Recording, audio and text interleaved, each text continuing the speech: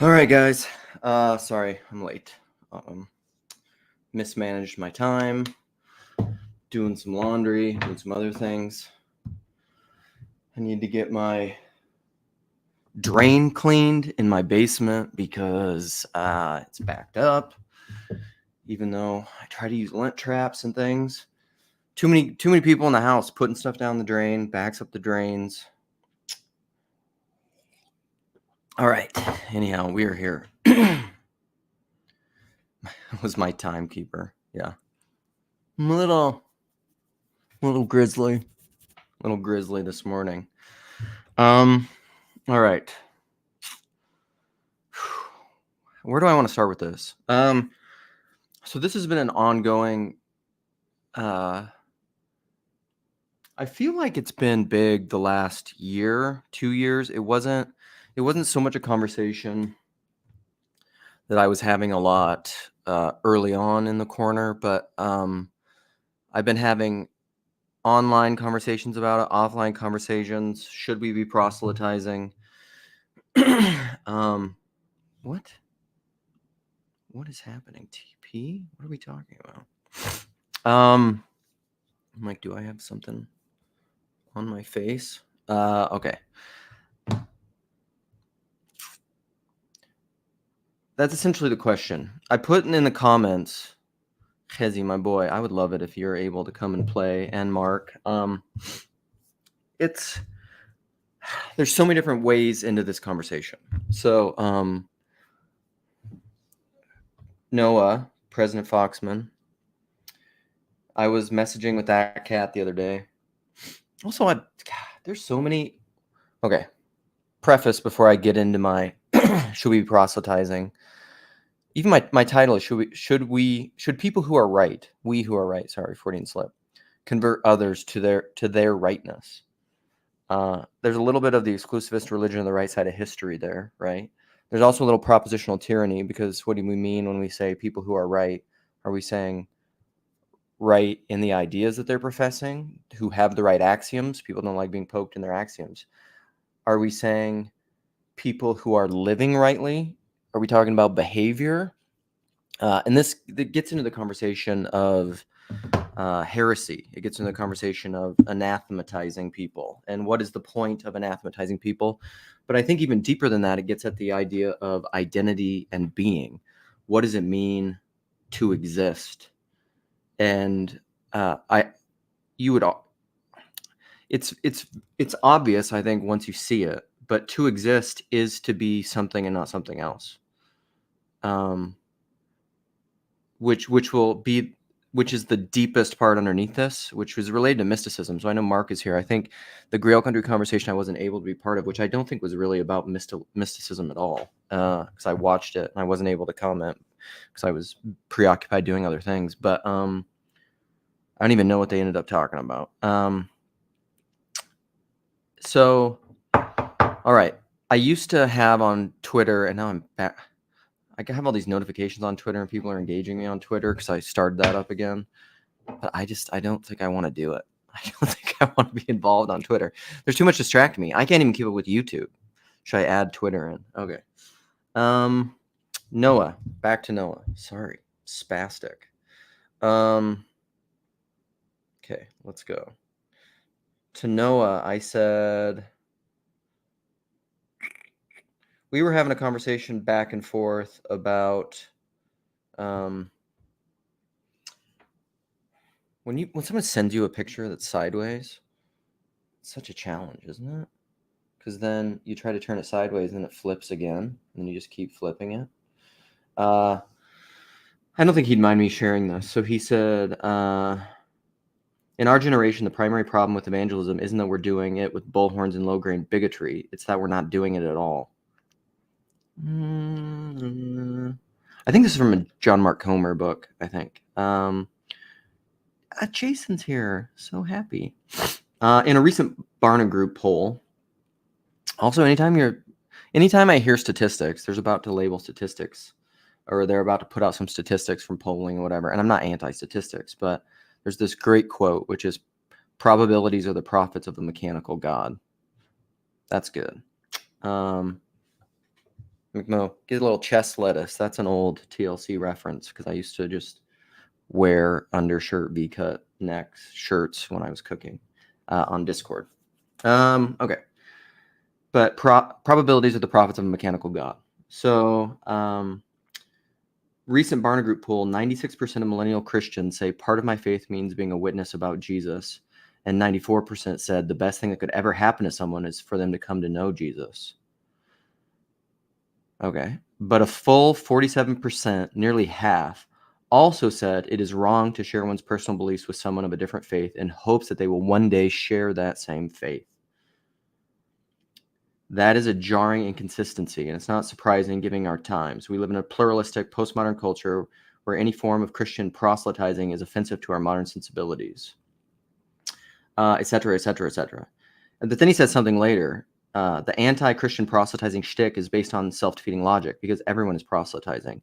Everyone is preaching a gospel. The question is not, are you preaching a gospel? It's what gospel are you preaching? So... And I've gotten a lot of that pushback here, and I like that. From Jason, this isn't a meat market. This isn't a place for you to pick up girls. Although, bad comedy. What's your name? I should know your name. Why can I not remember it? Dunbar number. I should know your name. But Jason, this is, although relationships and procreation has happened in the corner. So, all right, let's get rid of that ridiculousness.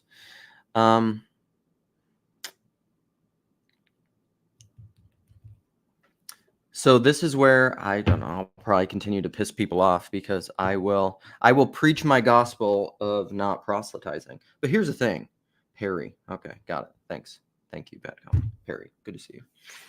But this is what I would say when I preach my gospel of not proselytizing. Okay, I am not saying that other people shouldn't proselytize. Because I don't.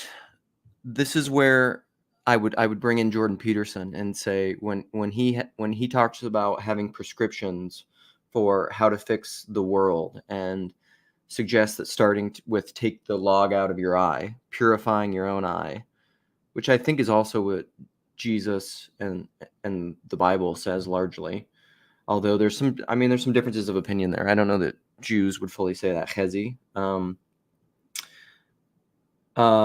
And someone said to me the other day that the point of taking the log out of your eye is so that you can help take the log out of someone else's eye. Is that the verse? Let's go look it up. The full context of the verse.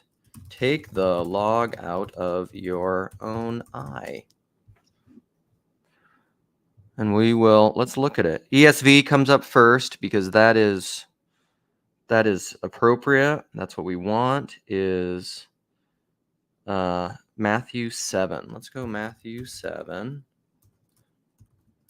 I like NASB or the Holman Christian Standard Bible. Do not judge. Let's just read it. Let's share a screen and read it. Why not? Because this is a very share screen. Oh, I can't because it's in a different window and it's not in Chrome. Why am I opening up things in other web browsers while I'm trying to just do it in Chrome? Because I don't like Chrome. But that's my bad. Okay, here we go. We're getting there. Extra sacred version. Yes. Here we go. We're there. Okay. Judging others. Do not judge. Let's just go right away to the footnote. What do we say? Make a habit of judging or have a judgmental attitude. This is, because this is where it's Greek translation. It's not one-to-one. And shout out for Ted S., his convivium lecture that he gave at the Arkansas Poetry TLC meet group with Father Eric and Dr. Jim were the main guys there. And Ted's lecture on one-to-one versus many-to-many correspondency with language is fantastic. I will keep recommending it forever until as many as need to see and hear it, watch it, which will be the people who do. See it and watch it. Okay.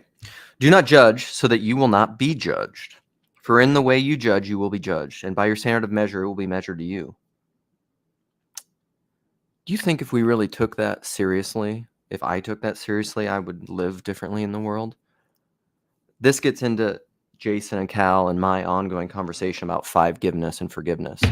Because if the measure that you use is forgiveness, and if that's the judgment that you give to other people is that we should all forgive each other, then that is what will be measured to you, is absolute forgiveness. Man, that seems good, doesn't it? Why do you look at the speck that is in your brother's eye and do not notice the log that is in your own eye?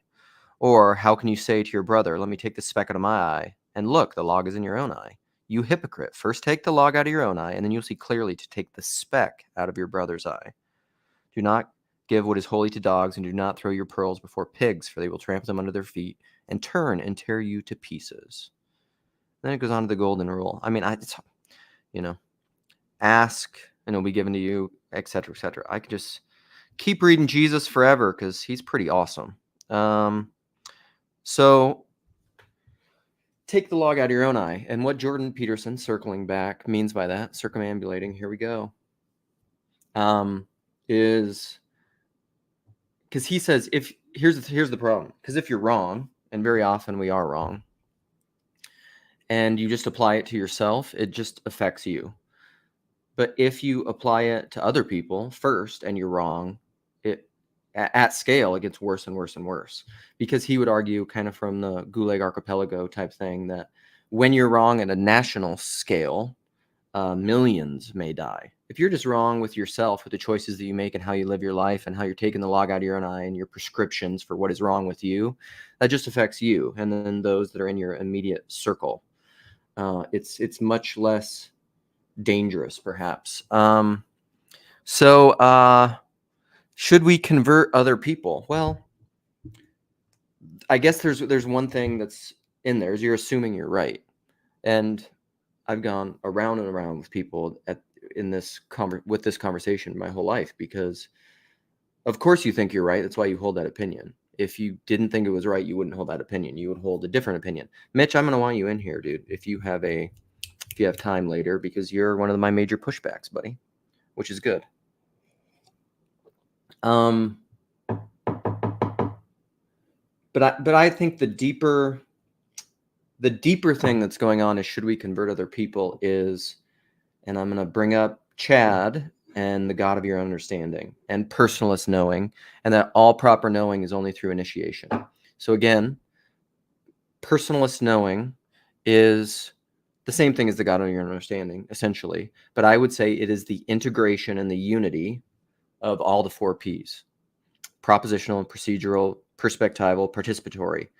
Those integrated and unified and lived, because the point is to live everything, is personal knowing, is proper personal knowing. And what is interesting about this, my mailman has this special, I don't know what it is. It's like a little tick or something where it's a good habit, but he will give the mail, go pass, leave, turn around, double take every day. And he looks back, just looking. It's the same thing. It's like Groundhog's Day, which Sherry told me I should rewatch the other day, but because it's good, because it's profound, she said. Because I'm always looking for, hey, put in the chat, put in the comments. Friday night family movie night. Good, wholesome, good family movies. They don't wholesome. That doesn't, I'm not saying like they have to be Christian, puritanically safe. Good movies. I want to know. Family movie night. Put it in the chat. All right. So personal knowing is the integration of all those P's, and then it's lived. And if proper knowing, lived knowing, only happens through initiation, you only really come to the fullness of your proper understanding through being initiated in it, which is to live it, because an initiation involves all those P's. It has to be fundamentally idiosyncratic. It's personal to you, because all of the constraints that are on your life, everything that is involved in your initiation is necessarily unique to you. Because if you had different constraints on your life, this is a thing that I got from my boy Cal, is you would be them. Cal has said this in terms of judgment, which is related to, obviously, to Matthew 7, judge not lest you be judged. It's an interesting thought, is to say that one of the reasons it's wrong to judge someone else is you are not initiated as them. You do not have the same constraints on your life as they do. And if you had all the same constraints on your life as they do, you would be them. And I think that's in line with, and so you can't judge them because that's that great lower back tattoo. Only God can judge me, or wherever it would be, here, or what, some here maybe.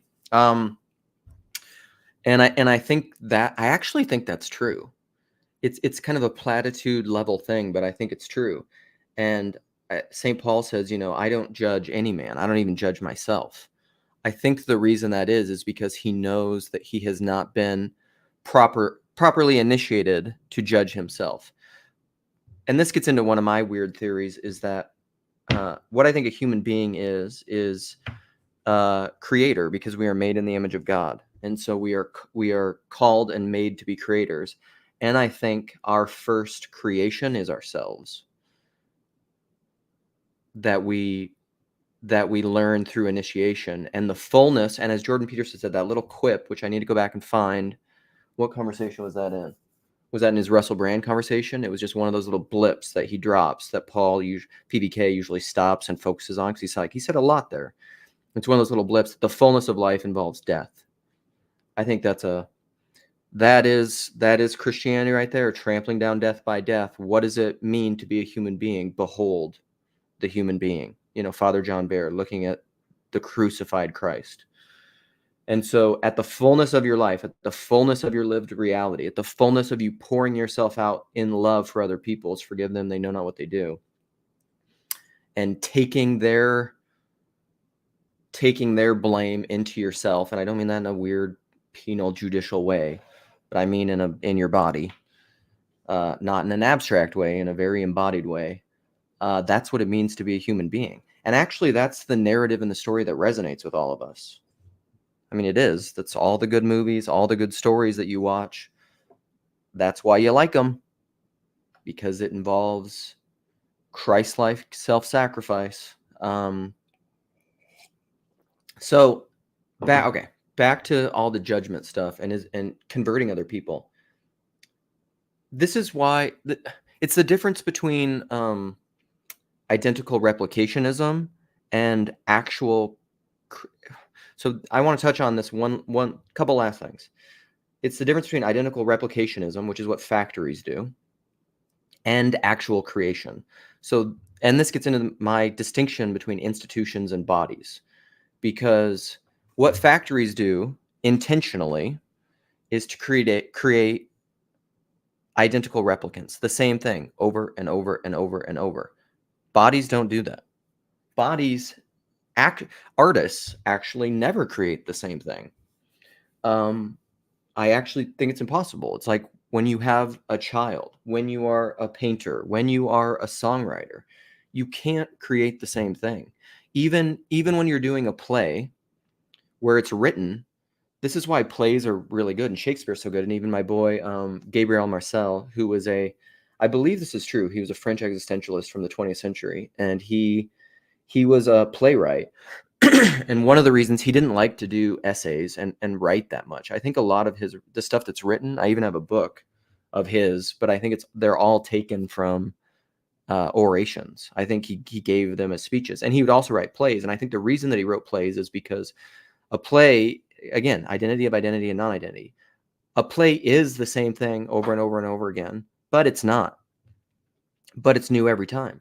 There's new characters, new things happen, there's new innovations, there's new riffs. It's the same and different simultaneously. And that's why plays are magical. That's true creation. That's true art. And the difference between bodies and institutions is that institutions seek to do, I don't think they consciously do this, but they do, because they are based in the spirit of the machine, and they are based in the medium of the written word. That's an assertion that I have. Modern institutions evolved from the written word all the way back to when it, got huge in Gutenberg, obviously, but Socrates' lament of the written word, it will make us forget. And it has made us forget, which is why we are where we are with the meaning crisis, nihilism, all this stuff. And that is institutions. But institutions are collapsing because we're rediscovering true mystical knowledge, which is personal. Through this, the despirited breath of the written word is becoming revivified through the medium of YouTube, podcasts, this weird technological thing that's happening. And but it always, the difference between a body, a real body, something that's creating true life, I would say, is that it's not producing identical replicants. And so it's not always going to give you what you think you want. That reminds me of that Alan Moore, the end of that Alan Moore quote on magic and grammar is he says, let me look it up quick. I have it right here. Am I ready at my phone? Alan, come to me, Alan. Also, Alan, you could come in and tell jokes later too. Our Alan with a Y, right? So it is not the job of artists to give the audience what the audience wants. Because again, what the hell do you know? Like Jordan Peterson, what do you know what you believe? What do you know what you want? You maybe think you know what you want. Do you know what you need? Right. So it is not the job of the artist to give the audience what the audience wants. If the audience knew what they needed, they wouldn't be the audience. They would be the artist. It is the job of artists to give the audience what they need. And I don't even know that that's fully true, but it's the job of the artist to give them what they can't not give them, I suppose. It's that thing that you find in you that you just cannot not do. And that's real creation. But that's not factories. That's not institutions. And that's the problem. That's my broad problem with confessionalism and the institutional church is it's not surprising that it produced a bunch of regurgitative replicants that just say the Sunday school answer. Because that's what that is meant to do. But here's the thing. The church is meant to be a body. That's the biblical language. And even I had this conversation last night at my book club is people will say like, what about the institution of the family? It's not an institution. I'm gonna strongly, I'm not a fan of planting my flag, but here I plant my flag to unplant it later. Bodies and institutions are different things. Now, the problem is like Christ plays an antichrist. So there are times when institutions will do things that bodies do. I'm not saying institutions fundamentally never produce real life and good things because they're operative in the world. And so because they're operative in the world and because of grace and because I'm a good Calvinist, let's call it common grace. They will, a broken clock is right 2 times a day, right? They'll get it right sometimes, but as a rule, they're producing replicant things because the medium is the message. And Christ, McLuhan, this is another one of those things. This line, you could just meditate on it forever. I want to get it fully right of what McLuhan says, but essentially it's like Jesus Christ is the one place where the medium and the message are the same thing, are one.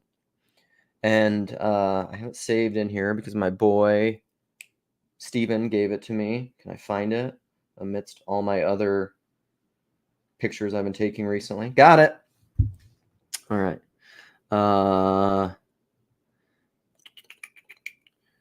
I'll read the context. As a result, to teach catechism as a given or as content is to limit oneself to only half of Christianity. Amen. The formal cause, the ground that is perceived unconsciously, is not words, but that are part of the faith which operates in our lives. The two should be united. Faith and works, whatever. In Jesus Christ, there is no distance or separation between the medium and the message. It is the one case where we can say that the medium and the message are fully one and the same. And I agree. And here's the thing. This Colossians 1, this is the last thing I'll say, I think, and then I'll open it up. Colossians 1, the whole mystery of Christ. Ooh, I want to do one little shout out. So Sam Tiedemann sent me this conversation between Dr. Gavin Ortland, and Dr. Michael Horton, who are both Calvinist guys. Horton is more classically reformed. Ortland is more Baptist Calvinist type thing. the a la carte Calvinist, choose your own adventure Calvinism. And it's an amazing, I almost want to put it in here. I'll maybe edit this later, at least mine, because it was an enlightening conversation. And Horton said explicitly, no. I mean, I've just never seen somebody say something so succinctly that is mathematical to like my whole everything I'm about. But he said in there fundamentally, because he was talking about the secret sacred self, God within you, and it only comes from outside. It had very much this hard line between inside and outside, and salvation is from without, not from within, because they have this hard line about the subject objective divide. I mean, I don't know what it is. It's just, and he said explicitly, Christ in you. I can't remember. I time stamped and quoted the comment.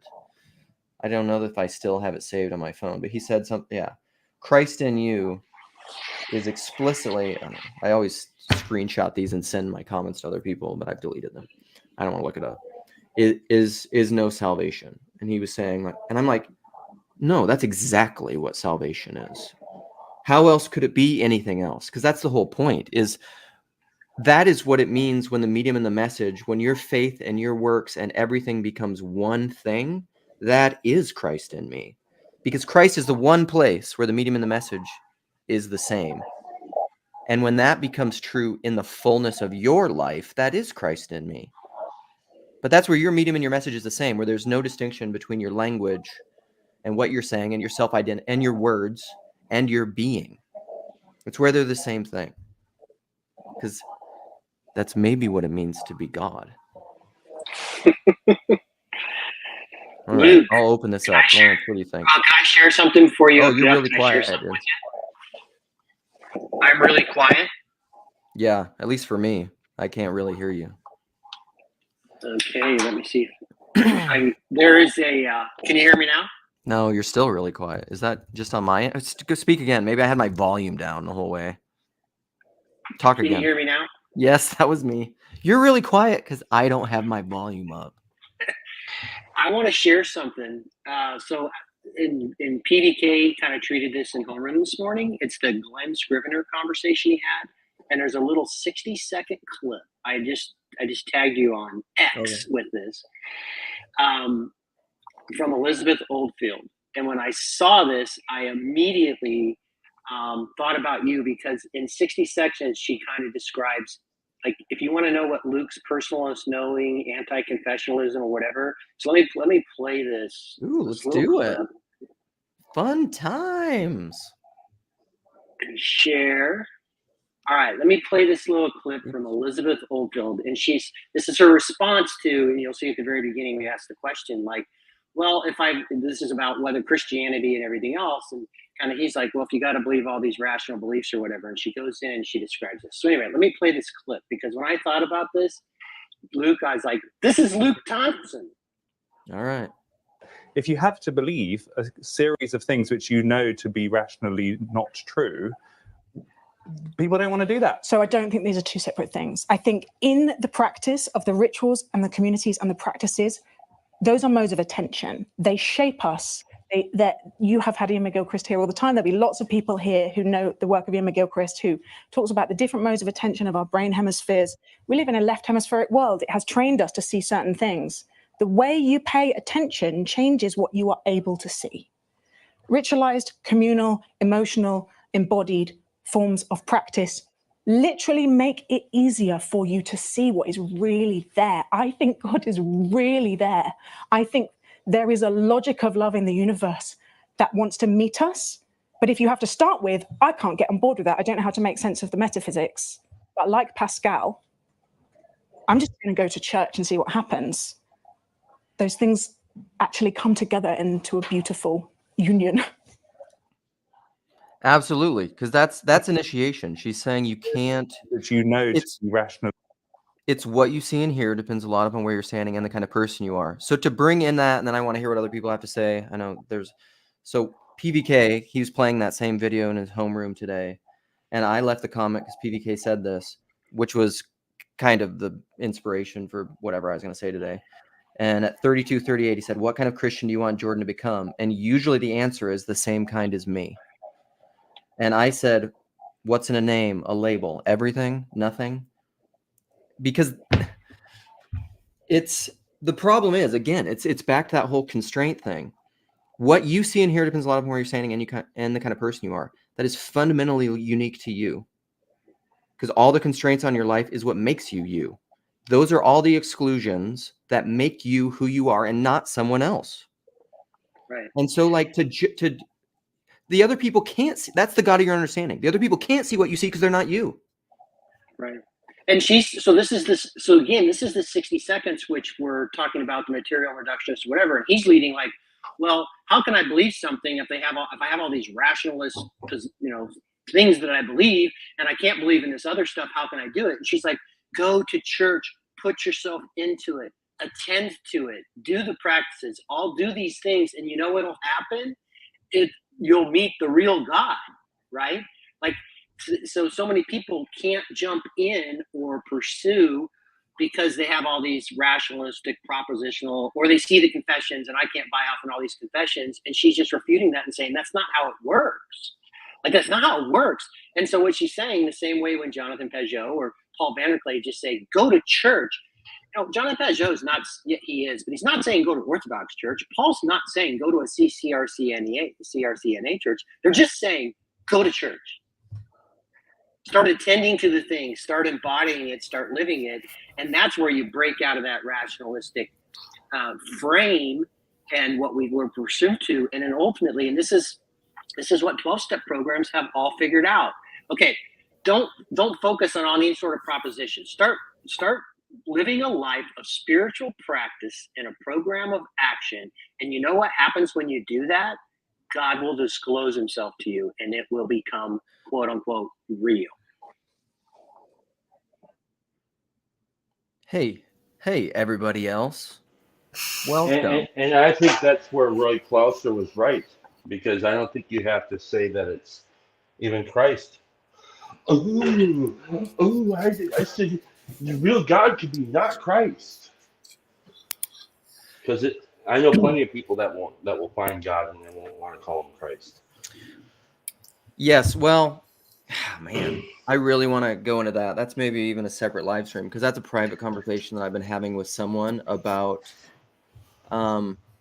me being this weird mix of not insisting on my own language because it's going to be the God of your own understanding. But I just call that in everyone else. That is Christ. That's Christ in me. That's Christ in you. I mean, that's the core of mysticism. But the problem is like, if you're not to the place where you see that or believe that or use other language, it doesn't do any good for me to impose my language on you. So. And I believe if you find it extremely offensive, then that's okay too. I think that's right, and we are wrong. It can be very triggering. I think sometimes the universal Christ thing can be a little triggering for some people because they just have been very traumatized by church culture. Yeah. And so some sensitivity there is holy shit. I mean, it's perfectly fine within your own frame to see the world that way, but we don't have to have everybody agree with the use of language to be agreeing in principle. Right. Well, and Chad, you would agree with this, which is I can't require that you believe in Christ within a 12-step program, but it's okay for me to believe in Christ because that's the God of my understandings. So what Chad's saying here, he's not saying that you can't tell your own experience, strength, and hope. Now you can we try not to use that language in 12-step programs when you're in certain meetings, but when you're talking to someone one-on-one, of course you would use those sorts of things, but you don't impose it on anyone, yet you get to talk about your own experience. So Luke, for example, if you're explaining your spiritual experience and understanding and God of your understanding through Christ, that's okay. Like, that's what you get to do that. It's just not requiring other people to use the same terms and words. Yeah, what else can we do? I mean, we won't be able to talk. All right, everyone else. Aaron, Sam, I don't know. Sam E. Do I know you? We've chatted a very small amount on Discord, but yeah, it's the first time I've been on the stream here. So yeah, I'm not usually available in the middle of the day, but I happen to be today. Well, fantastic. Do you have thoughts on all this? Because I mean, it's a big issue. People get heated and like push back on me hard about my proselytizing. Well, I think I might know the answer, but my question to you would be, what do you say if someone asks, are you a Christian? I mean, I assume you don't sing the song at them. I do. I say, I am a C. I am a CH. I am a CH. Yeah, catchy tune. I do. This is kind of a tension for me. So because of what I think by iconic thinking, which actually Jonathan Demir made a couple great mashups of iconic thinking recently, where I was just like, awesome. Thank you for doing that. It's wonderful. Because of what I mean by that, which is because all of reality is iconic, I think. And I think because of where we're at, because of institutions and confessionalism and identitarianism, I think the way out of that and the death of that is to embrace what I call iconic thinking, which is it's not that we need to stop using particular exclusive language to describe ourselves, like perhaps Christian. I actually think Christian isn't exclusivist, because that's the nature of what Christianity is, because it's both simultaneously. But even though, because people are so triggered by that, like what Mark was saying, I recognize all that. But I think, but I still think you need to say the words.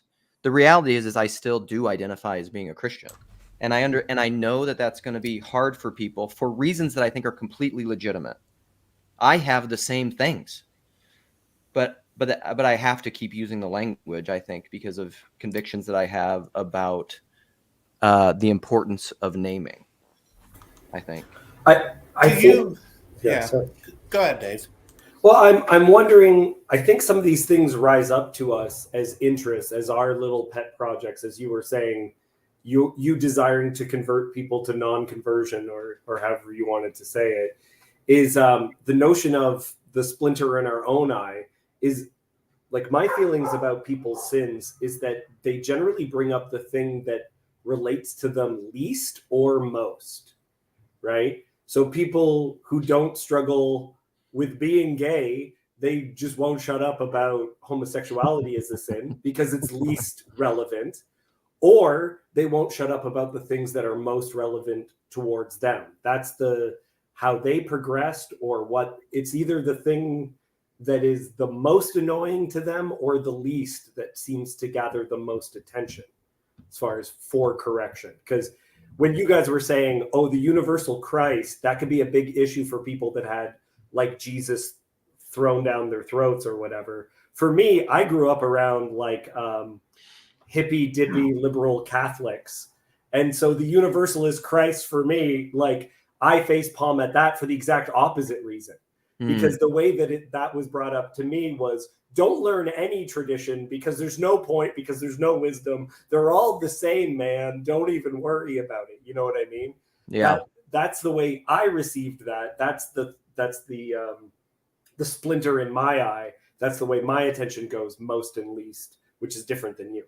Yeah, which is something I would not affirm at all. Like, that's some weird kind of Gnostic nothingness, ridiculousness. I know Mitch is going to want pushback. Huh? Well, I want to ask another question, though. So if you have a friend or a coworker or someone in your life who is not a Christian, and maybe in particular if they affiliate with another faith, like if they're Buddhist or Hindu or Jewish, do you feel like they sense some kind of confrontation if you say, I am a Christian, or if you in some way wear it on your sleeve, or you make it open? Do I personally? Yeah. Do you sense that they might think that is being a confrontation? Yeah. I mean, I think it's probably kind of related to what I was saying before. Is I think that I know a lot of people are going to have that baggage and that struggle when I say that. There's just nothing, I can't do that. And I have convictions about still calling myself that, even though I don't think that they are perceiving what I mean when I say that. Yeah. The same thing. If you're sober at a party where everyone is getting shit-faced, they won't like you. Like I remember when I first became a Christian, I didn't put it on anyone else. But then I was hanging out with my old friends, and I wasn't getting stoned anymore, and I wasn't drunk, and people experienced that as judgment. I didn't even care what they were doing, but Right. people just knowing that I was holding myself to any standard. It can be very frustrating to be. Well, and that's such a funny thing. It doesn't even mean that it's like some conscious standard that you're doing. My wife was very much that way. Like she had this idyllic high school experience and didn't drink at all, but it was always out at parties, friends with all these people, having a great time. But she wasn't even thinking like, oh, they're a bunch of drunk losers and I'm self-righteously not drunk. She wasn't thinking that. She was just having a good time. Whatever, you do you. It is possible to live within your own convictions and being, while not even necessarily being self-conscious of it, because that's the humility thing that C.S. Lewis talks about. It's not thinking less of yourself, it's thinking of yourself less. Right. You could just be at a party, not thinking about yourself or them or anyone else, and just being and not judging everyone. And it's possible. What's interesting, and I don't know about you guys, I seek judgment out upon myself. And after I first became a Christian, I experienced people that I worked with knowing that I didn't believe in what they believed. The guy who was sleeping around with a ton of women would ask me my opinion on his relationship stuff. Like he wanted me to tell him, I disagree with everything you're doing and this is why. And he wanted to have that conversation. I didn't initiate it. I liked him. I loved him. He was a good friend, right? And so as a result, he actually like welcomed my judgment. Not was like, don't like, it came from a place of please. I want to hear it if it's true. Yeah. And there's a way that you can say that, like you can say what you think, but have it not be a condemnation of the other person. Like I'll tell you what I think, but that doesn't mean that I'm sitting over here like, because that's the idea. That's the idea, I think, between judgment or discernment and condemnation that's come up for all the time in this corner is I think it's possible to exercise discernment where you have opinions about something, but while simultaneously not judging them because of everything I was saying about judgment before, because you're not in the place to judge them.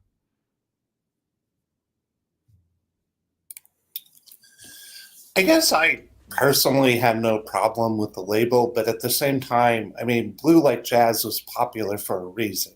Yeah. Right. So obviously it's a common thing where people do feel like there are a lot of things that have been associated with Christianity. And I guess in the context of North America, sort of big box evangelical Christianity, which I probably actually have more positive feelings towards than most of the people in the corner. But I mean, that is what people think of a lot of times when they hear the term Christian.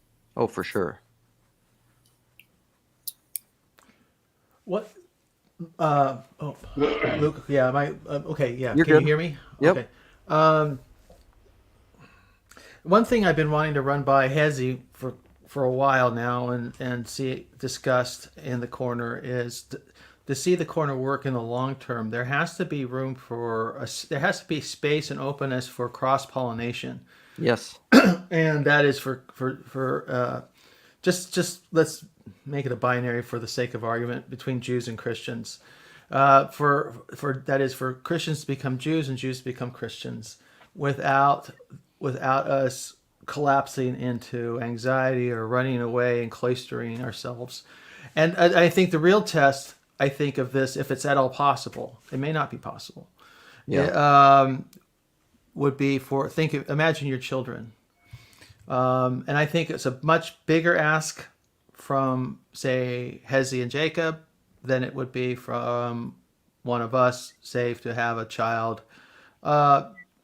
marry into or just overtly convert into outside of our faith.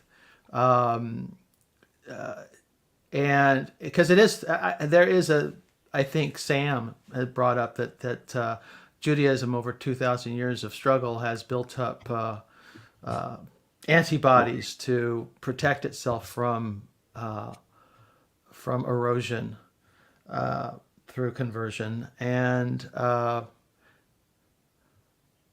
but we're no longer there. We're here and now, and I think for the little corner to work, and then even within Christian denominations, we need to have room for.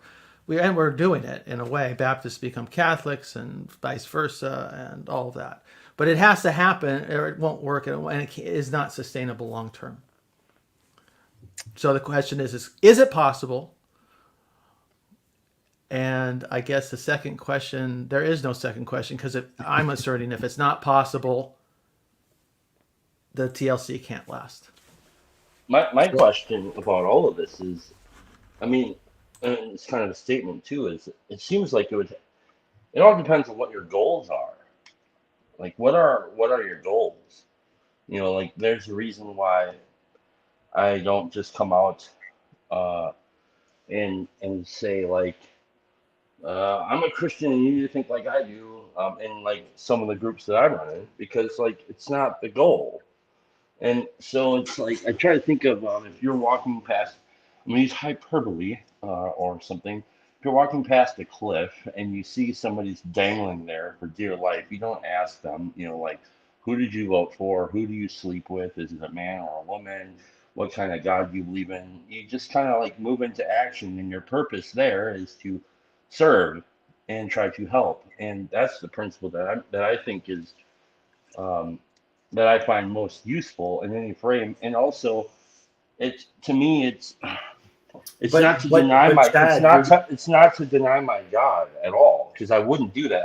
I would share with you what I have found if you ask, right? Yeah. But Chad, you are judging that person is in danger and that they need your help. They can be visibly in danger. The people that are depressed, who, if you find somebody who's we're all in self-harming, danger. We're all in danger. I mean, that's what I'm trying to say. It's like the humility of the situation is we are all dangling from the cliff, and if you think you're not, then you're not paying attention. Or we're all burdened and we need help sharing each other's burdens. Is another way of looking at it. It doesn't have to be a rescue metaphor. But yeah, I think Chad and I are evangelists of a sort, in that we're very interested in bringing those to faith who are ready to come to faith. Make ourselves available, make ourselves available to the service of others. I can't speak, but anyway, yeah, I think what you're saying, Chad, resonates with me. Well, even if it's like, you know, the person who's like, oh, it's the crystals, man, we're gonna do it with the crystals. Fine, I don't care. Do it with the crystals. Do you want to walk with me? It's fine as long as the crystal's called Jesus. Let's walk together. Like, let's do that, and then I'll because that to me is a big piece of faith. It's not just what I believe, but like, you know, like what I've seen happen, and I've seen people transform this way. So yeah, if the corner is going to work, I mean, it's intrinsically not Christian. All right, so I want to say something as the moderator starter of this. Chad and I were talking about this the other day, and we were talking about whether or not one should limit live streams, cap it to a certain number of people, because you get into the dynamic, which Estuary has its own framework or protocol for dealing with, is that the people that are extroverted and chatty talk a lot and assertive, and the people that aren't don't. And so I want to leave space right now for people that haven't said anything. How about that? Or if you could argue that I've said nothing. Can I ask one poll question, and I'll take myself off the screen, Luke? Yeah. So Chad, what you were talking about there, like, I'd just like to ask the people who are listening here, with the way Luke talks about things and has talked about things for years, don't you think he leaves open this space for people to believe and think in the way that they want to believe and think? I mean, clearly he's espousing a thing, but Luke over and over, at least for me, seems to be talking about God of your understanding and leaving kind of the freedom out there. I mean, don't you feel like Luke does that? Like, Chad, I'll ask you first when we go around. Like, don't you think Luke leaves open the freedom that you're talking about? I think that's a leading question, But but I do agree with you. leading the witness. Yeah. Well, hey, Aaron Parker here, longtime listener, first time caller. My own thoughts there is like, I mean, help me understand perhaps, is that sometimes we're talking about these practices and we sort of abstract the practice from content. I mean, these things, if you like turn a prayer wheel in the Tibetan temple, there's something within that thing. It may, that action, it has content, it has things like a tradition, a whole story, Did you prepositions just loaded cut that into guy off, or did somebody cut somebody off here? Well, you did, and Anthony did, but I think it was a lag thing. But I was just going to let it roll, but then... Sorry, am I lagging still? No, I think so. Yeah, but that's all right. We'll come back to Aaron. He just introduced himself, but continue with your thought, Anthony. Sorry, yeah. So I mean, I guess it does seem like we're missing something. I think part of the mic, like for example, I think the Horton video, Luke, that you talked about. I think what he's trying to say about Christ in me is something different than sort of the Christ that he would serve. It's almost like he's saying something different, and the content of what he's talking about is different. So I don't know if that really connects, but I don't know. That's what it seems to me, that sometimes like the conversation is, yeah, what does it mean for you to have a God of your understanding? Is that just sounds nice because we're all Christians, right? Tom Holland style kind of thing, or like Richard Dawkins style. Like, really, I really would like to see this actually happen. Like, what does it mean for someone who's completely different context to have this conversation and be part of this conversation? It would be really interesting. Real quick, what I mean by God of your own understanding is that it is unavoidable. That's actually what happens. And so it's just a statement. It's a statement of honesty. So like, it doesn't matter if you're in a room with 1,000 people. You're going to have 1,000 different understandings of the Father. That's all I mean by it. Sorry, I'll shut up now. Oh, okay. So the understandings are different, but like seemed like even Lance, when he talked about they'll encounter, use the word real God, right? And is it always going to be the real God? Well, to try to clarify what I mean by that, well, and I'm going to say confusing things again, is that at the end of the day, I was saying this to a friend too, I don't think anybody really disagrees, because I think there's one reality and I think we're all engaged in it. And I think what Michael Horton was talking about, what I think he would be more faithful to the Bible and tradition of speaking about is the flesh. I think that's what Paul means when he's talking about the secret, sacred self, is what you think that you want. And that's not what I'm talking about. I'm talking about the divine spark. I'm talking about Colossians 1. I'm talking about the only thing that has real existence. And the succinct response to that whole video that I said in there is, receive with meekness the implanted word, which is able to save your soul. That's my complete answer to that video. But isn't that word given in baptism, right? Like within a very specific sort of cultic practice and community, like you talked about, right? Yeah. So you can't be saying that to someone who's like completely apart from that tradition, which is embodied in its rituals. So it's almost like, can we even say the proposition about the implanted word to someone who's not even close to that tradition?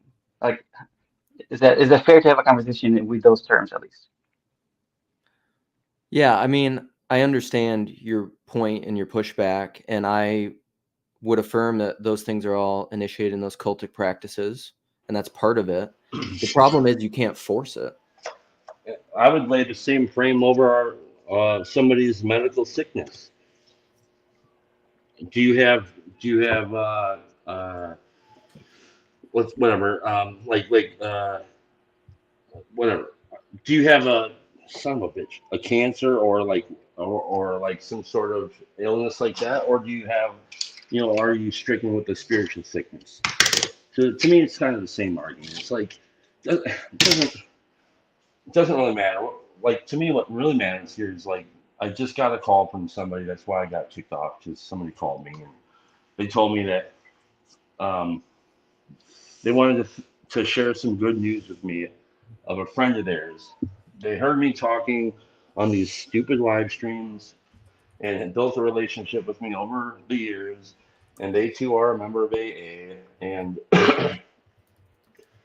and he wanted to thank me for, doing what I'm doing with AA and stuff that I'm talking about. And all of that is a gratitude, because this guy is now in like a rehab facility, right? His friend is. And this guy felt inspired. Now, I'm not going to take credit for that. That's all God's doing. Is that the real God? I think it is. But the guy in the rehab, he may not think it is. Like, what does it matter? To me, it doesn't matter. That's what's really important here. Yeah, okay, I want to go back to Aaron. Otherwise, we'll never go back to Aaron, and we'll just continue. Yeah, sorry. And I'm also, you can probably tell I'm very sleep deprived. So I'm just being real here. I'm not totally sure what I'm saying is going to be relevant.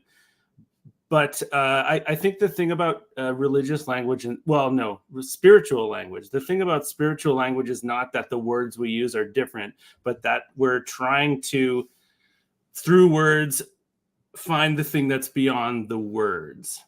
So with the word Christianity, for me, I just have to accept that when people use it, it has very different connotations. And like, I'm gonna say two things that were on my mind, and hopefully they connect.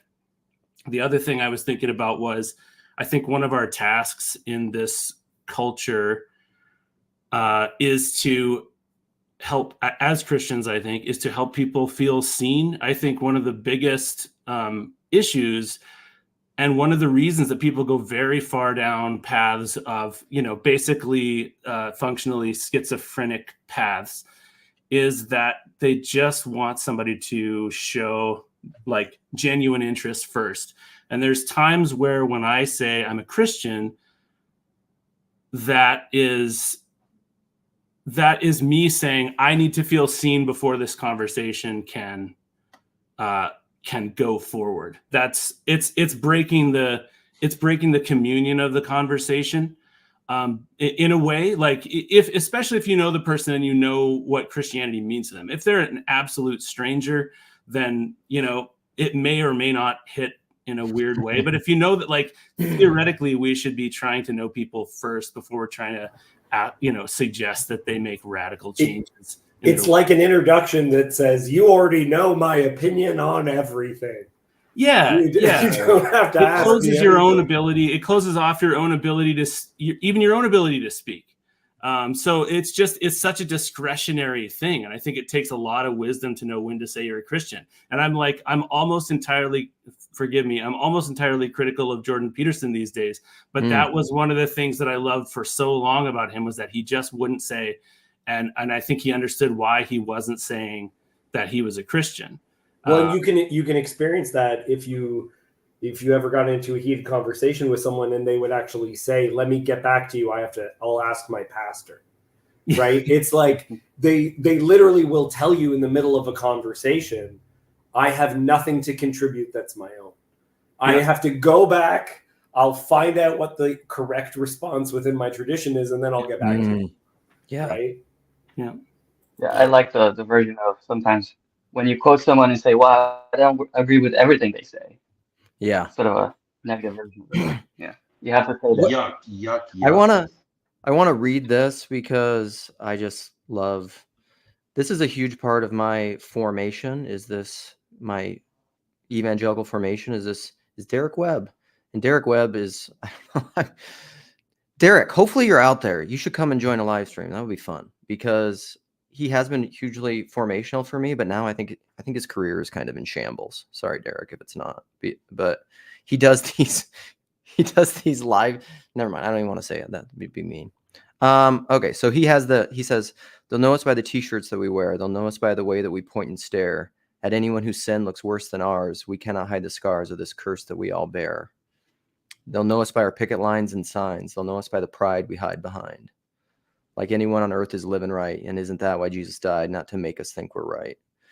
It's, and what's kind of interesting about Derek Webb is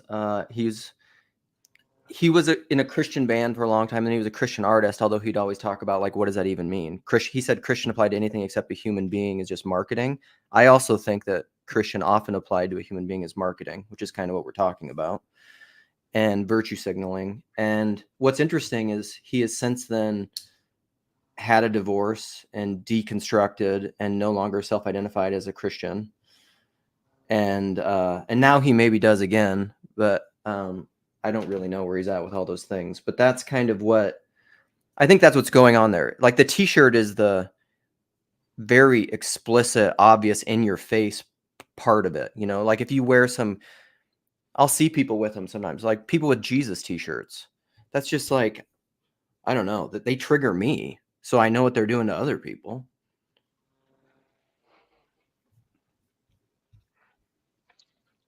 Why do the t-shirts trigger you? Because it feels like it's this thing. What is it? It's almost like what David was talking about, of how it feels like virtue signaling, or it feels like somebody shoving something down your throat. It feels like it's a lot more about, like, why would one feel the need to walk around or like go to a placard? It's the same thing of like what's going on with people who go around our picket lines and signs, or like wokeism going around. Or is it like more like a band t-shirt, or like a t-shirt of my favorite show or something like that? You know, why do people wear t-shirts of anything? Yeah, it expresses their identity, right?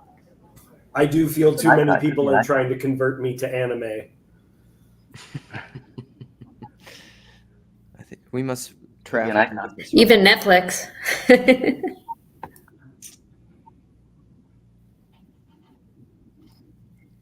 Here, Yon God likes that. Yon God, get in here. This is what this is all about. Break the fourth wall. Get in here and speak your yay! Mandy. Yes. Is this Minnesota, Mandy? Yeah. I don't really do this stuff, and I'll probably have to leave in 1 minute because my baby will cry. But I just kind of wanted to say hi, and I like this topic. So fantastic. You can just say hi. Do you have thoughts? My thought is just it's kind of more back what you were talking about, but I feel like the weirdness of evangelism, or why it makes your skin crawl, is what it feels like it kind of does. It's like, the way I've seen it is it kind of like supersedes love to people. So like they feel like they have to justify everything they're doing in terms of evangelism, but it's like then you're not even loving people because you have this like weird ulterior motive, or you have like an event you're doing to just love people that are suffering, and then people are worrying like, well, we're really doing this to make connections and get people to the church, and all this weird reasoning. And I just feel like there's something weird about the Peugeotian love comes first and then evangelism, and when you flip it, it gets like really propaganda and weird. So yes, I agree with that. And I mean, I think this is a proper illustration. It may appear crass at the first point, but it's being present with someone in a conversation. It's like when you talk about active listening, if you're in a conversation and you're just always thinking you're abstracted away from the conversation, you're not really engaged because you're always just thinking about how you're going to reply or what you're going to say, you're not in a conversation. That's fundamentally, it's about you.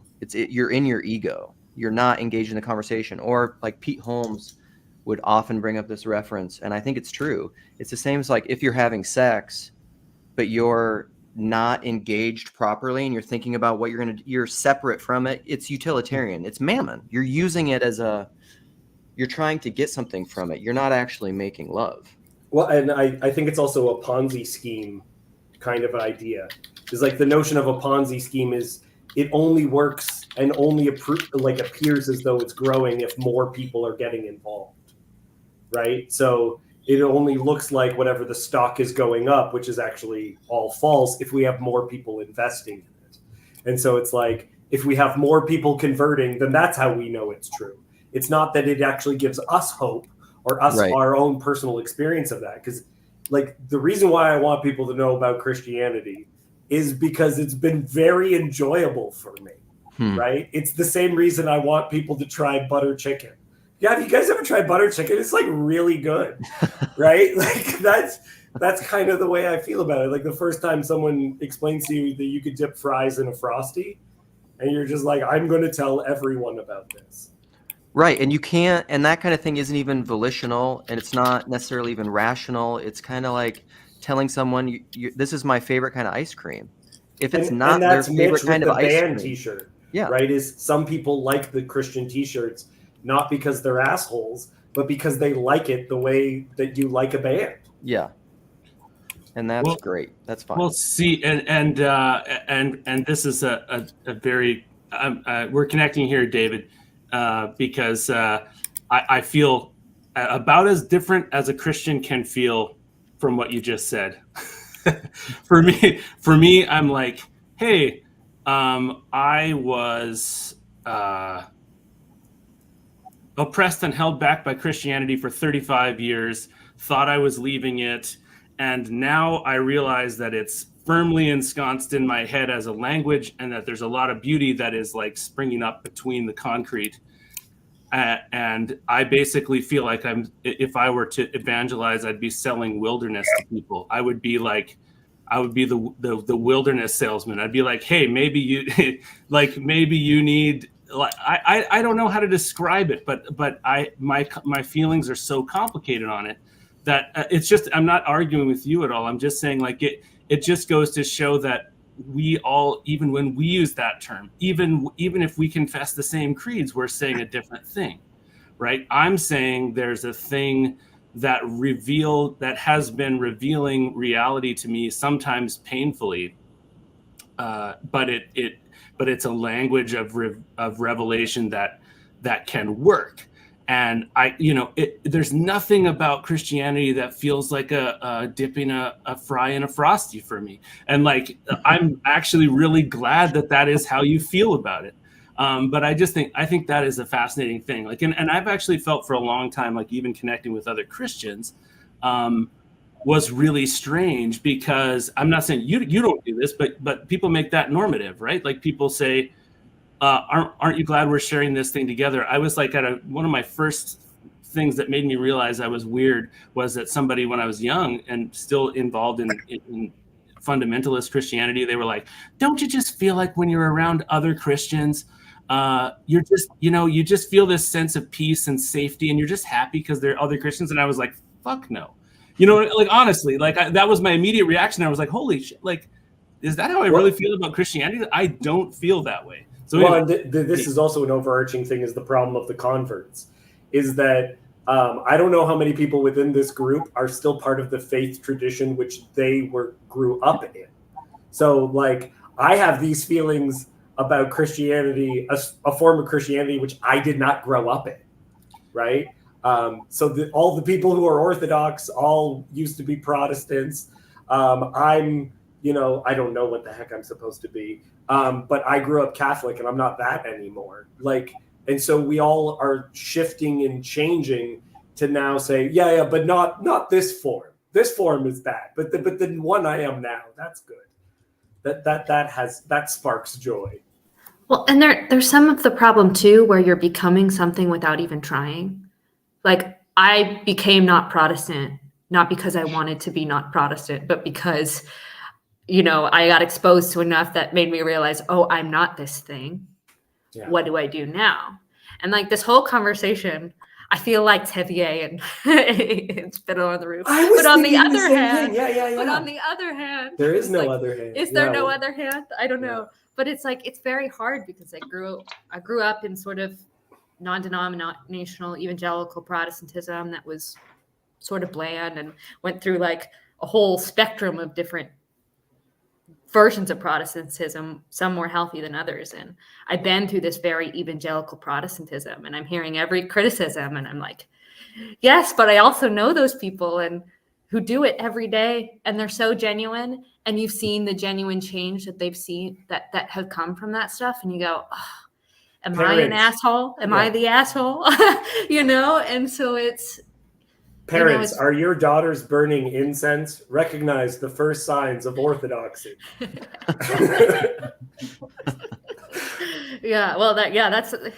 and the fact that I'm like, it's been an interesting thing to watch me go into orthodoxy, not trying to convert my parents into it, but having their own relationship with it, starting from what cult are you joining to, or it's all the same. It's all the same. And it's like, well, and you'll just find something beautiful, right? You'll be in a building, you find something beautiful. It's not an argument. It's not anything else. And it's just like, recognize the first signs of conversion, finding something beautiful. Yeah. Right? Well, and that brings the whole beauty ethics conversation in, which I won't go down that rabbit hole. But yeah, there's that recognition of like, what happens when you're struck by something beautiful. And you can't really argue beauty in a rational sense. It has its own sort of argumentative structure that is compelling more than coercive, I guess. But that's a whole different thing.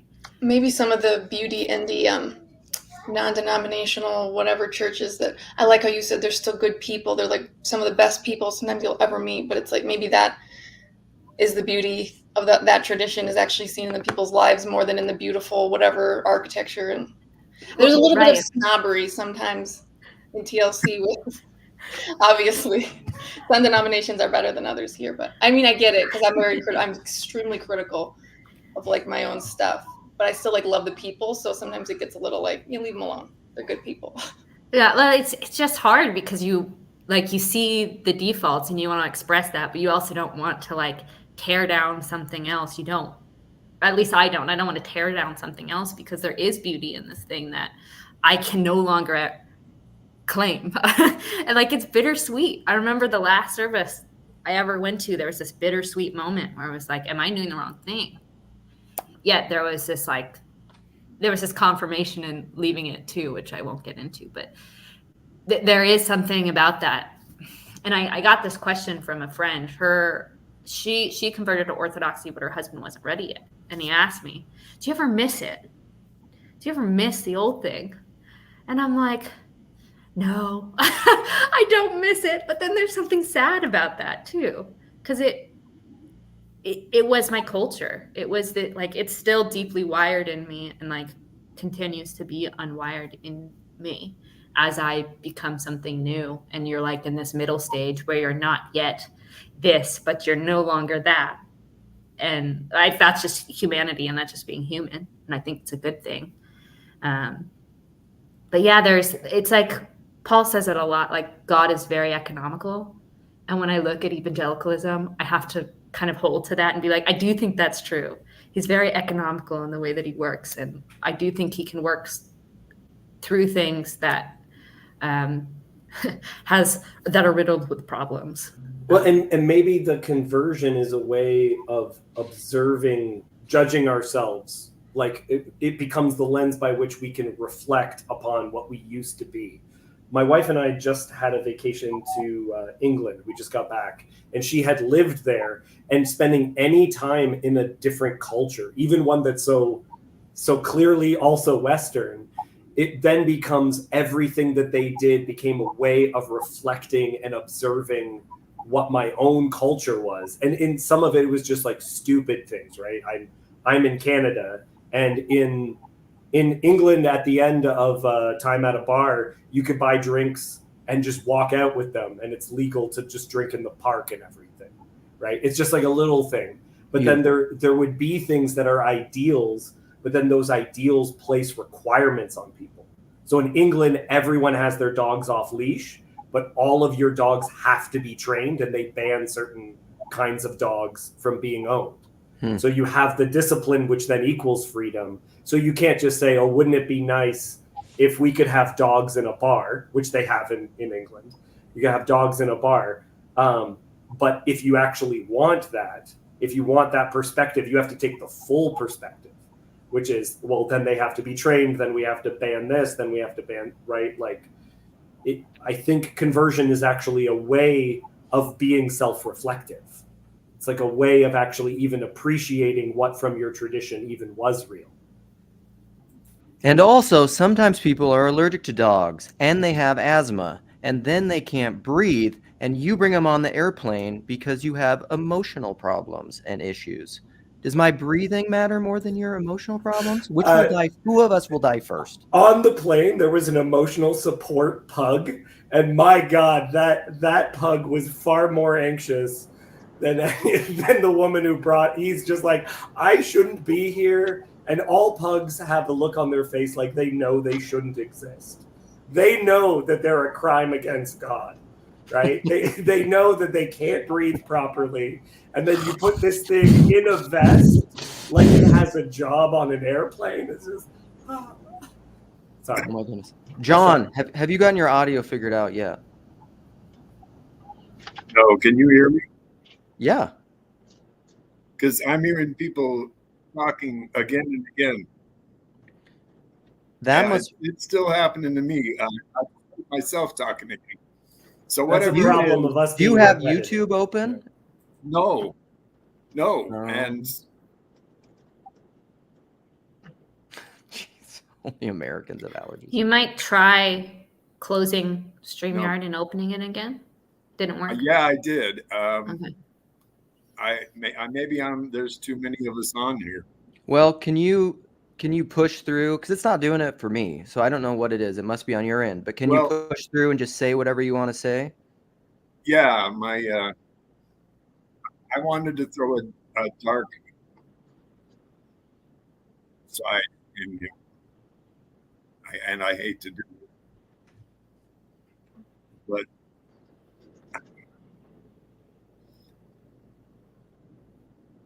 this conversation, there seems to be an elephant in the room, at least to me, and that's Islam. And when you're talking about how Christians should act with people and treat other Christians, you treat Islam nice, but you say I'm a Christian, there's a certain percentage of them that'll just cut your head off. I was thinking there was a time that Christians were martyrs, but there was also a time when Christians did crusades. And if you look at what's happening in Europe and America, it's pretty scary. That's one of the main reasons that the atheists are starting to talk about, cultural Christianity. It's because of their fear of Islam.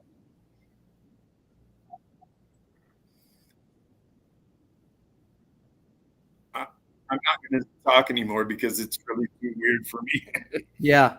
No, that's an interesting, the Islam conversation. We've tapped into that, touched on it, and do occasionally in the corner. I mean, it comes up quite a bit, but I have no idea if Emily, I would love to just have Aaron. I would love to have a conversation with Emily about this. I don't know if she's recorded one anywhere, because Emily, Food Truck Emily, is someone who has a lot of deep relational connections to people who are Muslim. And Emily's great, and so I would love to have a longer conversation on here with her about this, because I know it is a funny thing. I was talking to my wife about that the other day because this is a little bit less intense than someone cutting off your head for you treating them nicely just because you're a Christian or something, which I agree. Like as a Christian, you know, the call is martyrdom. So if that's what happens, you know, that's kind of what happens. But that's my take on it. But so Minneapolis has a pretty big Somali Muslim population, really. And and it's funny because there are all these weird social etiquette things that happen that you get I'm very Midwestern. I'm very, you know, like hold the door for people, let someone go through first, defer to them in the lane or do something like that. And sometimes part of it can be an issue because sometimes with Islamic women, they're not really supposed to look at you or engage you at all. So like that's an issue, but sometimes you'll do things where like you'll defer to them or say something nice to them or do like a Midwestern kind of thing. And they just pretend like you don't exist or don't look at you or potentially, you know, or just are completely indifferent to you. And there's the ego person inside of me that's just like, it's revealing even of my own heart. Cause I go from like this nice deferral thing to just be like pissed off. Like I'm pissed off inside because I'm just like, that's not, I don't know. Is that ethnocentrism and cultural elitism that I would rather live in a world where you defer to people? You have to find borders. And I think, Cassidy, you were kind of saying this before. I was also thinking about Tevye, about how he has 3 daughters, and the first one, it's still basically Jewish. It's, you know, it's close enough. And then the next one, okay, she's kind of pushing it a bit, but then the last one crosses such a major boundary. And so he always is trying to weigh these options on the other hand. And then with the last daughter, he just says, there is no other hand, right? Like he hits a point where he's able to, he kind of blesses his daughter in the end of Fiddler on the Roof, but he has a loving response, but there also becomes a line that is just like, look, how much respect, I don't have respect for Scientology. I don't. Right? I can have respect for different perspectives and we can talk about it and oh, isn't that interesting? But I have a boundary. And if you cross that boundary, I do think you're being an idiot, right? Like I feel that way and I can't stop it. It's in the same way we feel compelled by beauty. Sometimes I think things are gross and that's the boundary. And now it's gross. Like in some ways it's like I don't have any, like I could accept that I had to leave Protestantism because I didn't fit into their boundary and I'm not upset about that. Like that's their confessional thing. I get it, but I can't be there anymore. That puts me in a situation of, okay, well, what do I do? But I understand that. I don't always agree with it. And I don't always agree with, I would still be Protestant if I agreed with it, I guess. But, you know, it's like I can understand why there are these boundaries within these religions. I don't know the right way to process it all and how to manage it. Right. Like, but I'm how glad would that they be exist for others, but you know, I don't know. How would that be experienced though if someone told you no longer fit in here and you should leave? Versus you coming to that conclusion, I don't think I fit in here anymore. I think I should leave. Right? It's the same sentence. It's just one sounds like a huge asshole, right? I guess it depends on the type of person you are and the way it's delivered.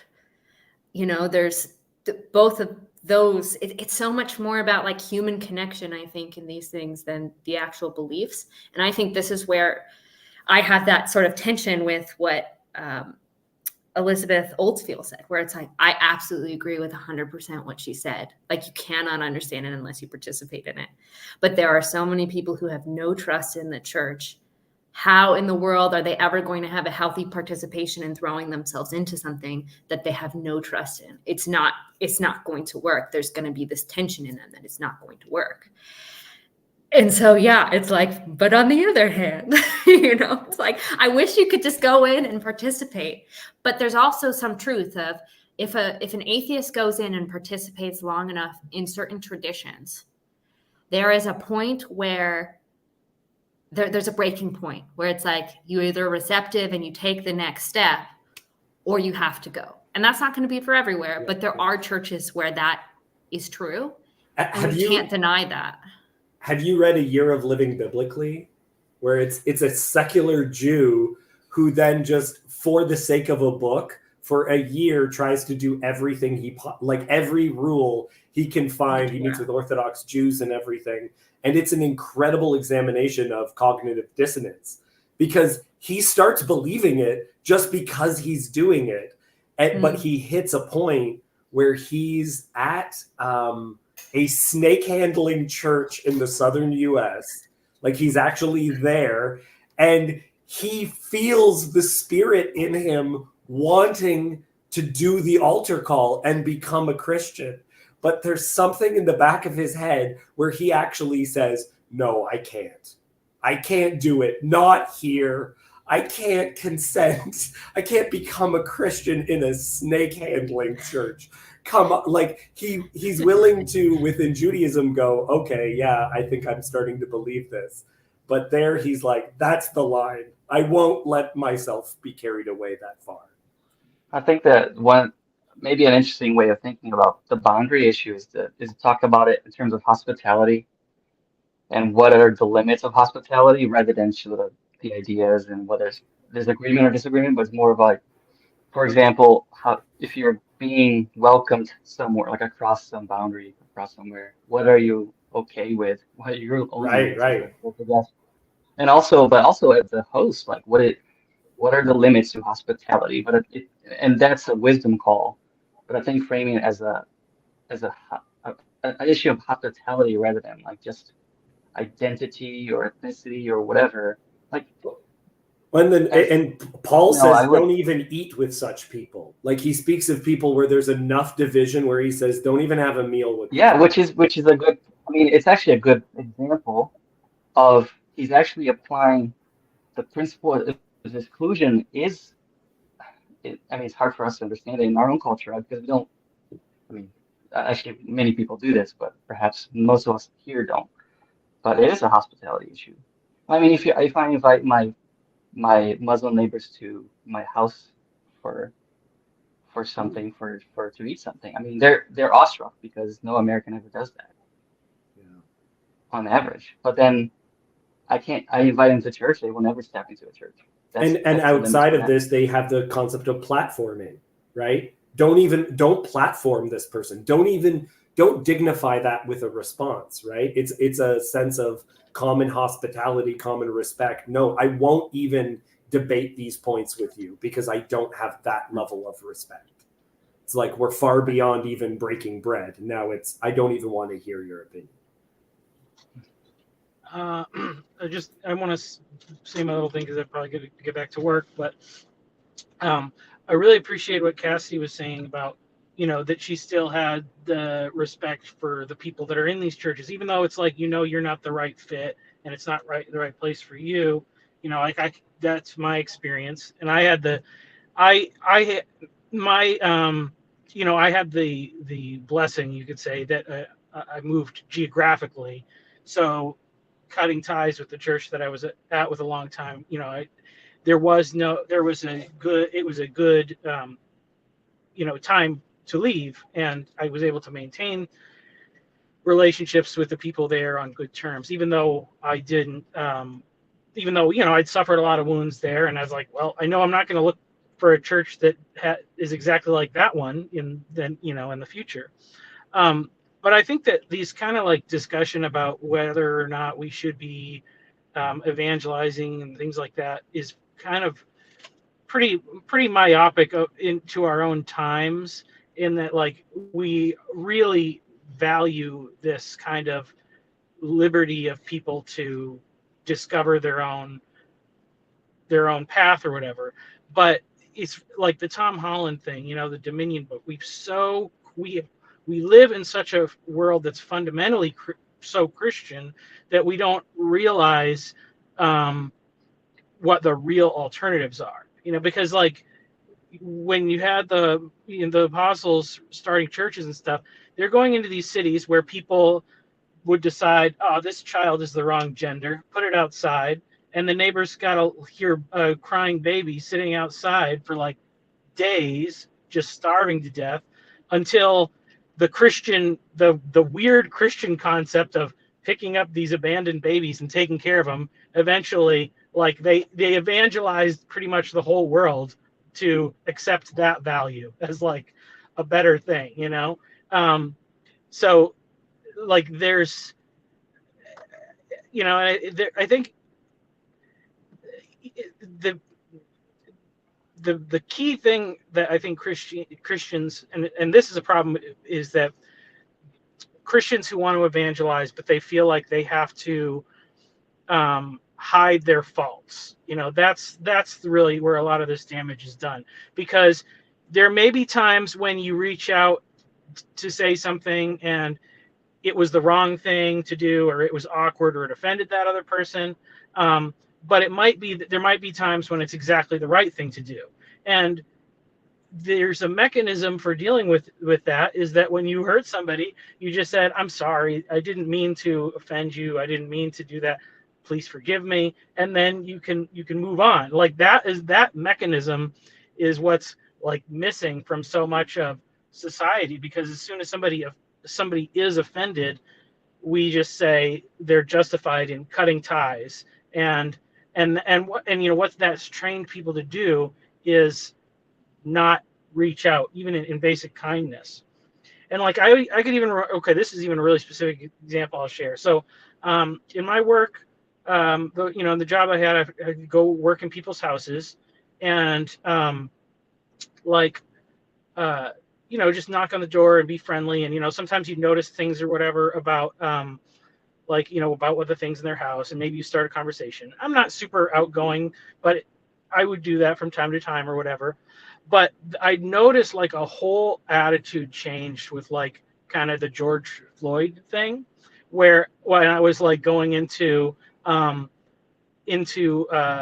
like black people's houses or something, just of like, what are they expecting of me? Like in like, whereas before that, like I knew, you know, I had black friends, and like I knew how to like just the neutral space for us to like interact. The colorblind thing, like, I could understand that. But then when it became this like different dynamic where people were, you know, having all the sensitivity about like white people making assumptions about them or whatever, you know, I was just like, okay, well, I'm just going to retreat to the line of professionality. So I just do everything professional, but I wouldn't go beyond that. And you know, that was just that's like my fear of conflict. I didn't want to engage, just because it's like, and it's the same thing with like guys not asking girls out on dates, because you never know, is this going to be taken as sexual harassment, or, you know, like our rules of like how to interact have gotten so muddy and confusing because we don't know how to forgive anybody that makes a mistake. So yeah, that's my bit. Okay, I'm going to get going. Michael, you have to go work because you have to come to the Bible study in 40 minutes on Jacob's channel. Yeah, I might be a little late, but we'll see. All right, how about? All right, I'll see you.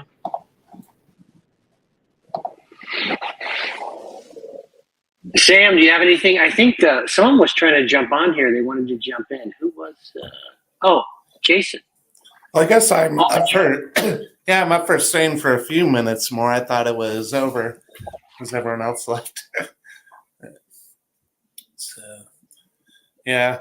No, I guess I'll give my 2 cents for anyone who really is still paying attention and cares, which is, I guess I think of this conversation, and I guess on a sort of big picture level, the way I see it is, the question is, how do you, if you consider yourself a follower of Christ, how do you honor Christ? And first and foremost, but also how do you honor the witness of the church and sort of the family of believers? And I guess I think about that, and I think there is a decent argument to be made that in the 80s and 90s, there was a lot of what I've heard called easy believism.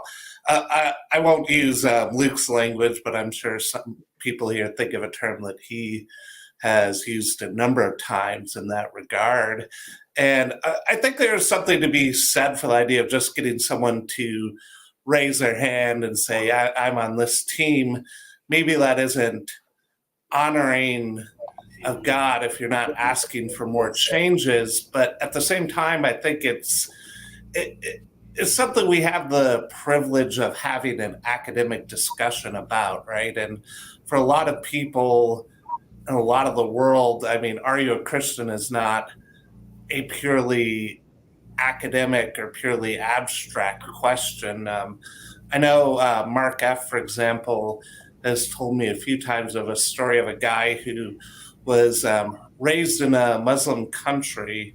He learned about Christianity when he was studying Italian, and he saw a picture of a cross in a book that he was using to learn Italian, and he came to the U.S. eventually, but I guess he can't go back to his own country now, and he's cut ties with a lot of family members. And I mean, that experience is definitely not foreign to the history of the church. I mean, so, I mean, I can't help but thinking, like, if we equivocate and we, give the Jordan Peterson answer, I shouldn't pick on Jordan Peterson. I mean, granted, he's big enough to take it, but I don't know if he considers himself a believer or not, but if you do and you give something less than the affirmative, if people ask, I mean, are you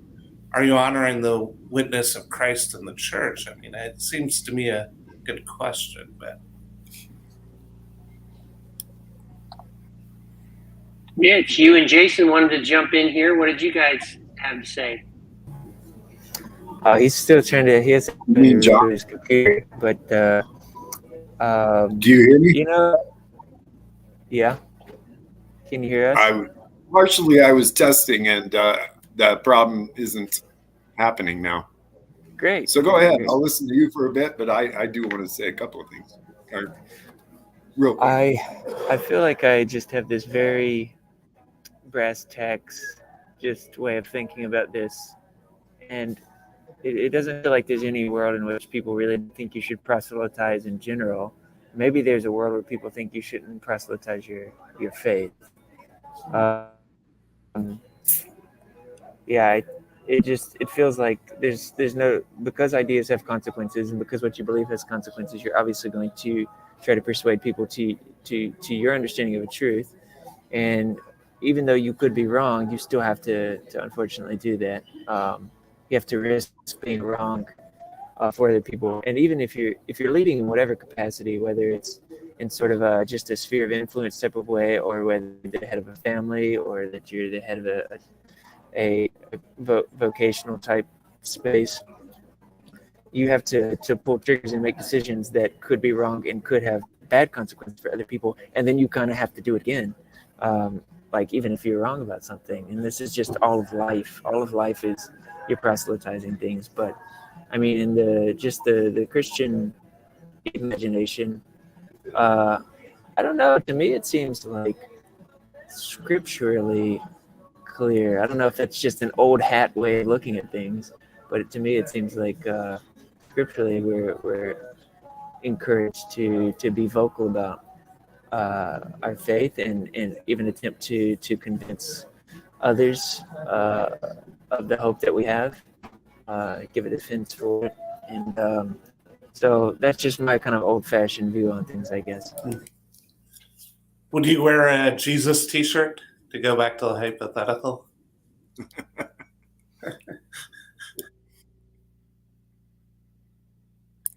That was for Mitch. That's what you said. I've got a little lag here.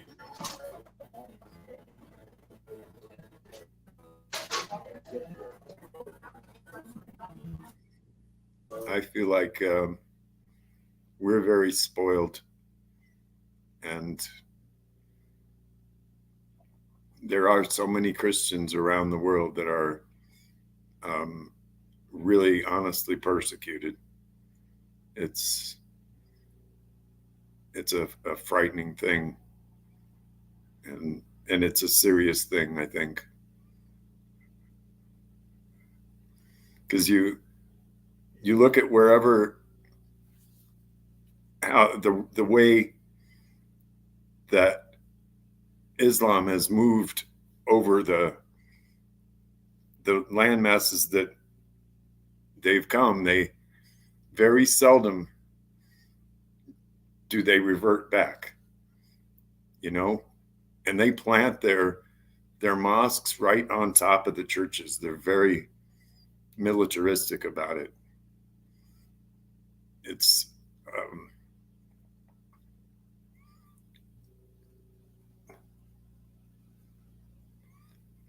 but that's all I got. Thanks. Jason, can you thanks Jason. John, can you? Yeah, I can hear you guys. Sorry it took me a minute. There is a little bit, like Mitch said, there's a little bit of a lag, so it's kind of hard to, but I'm picking things up, so let me know if you have trouble hearing me or anything. So we can hear you. I know you wanted to jump in with some thoughts. What were some of your thoughts? I didn't have any thoughts. Mitch kept goading me into this. He kept saying, get on there. So I asked the link for him. But one of the thoughts that came to mind while Mitch was talking to, though, he said we're constantly trying to do this. And you kind of share what you think is good, true, and beautiful with people. So you're kind of always doing that. Because I guess, like David said earlier, it's almost like there's something you're excited about, something you see that's good for you. I'm wondering, because, you run into those, it seems like people that seem extremely content and they just never speak up.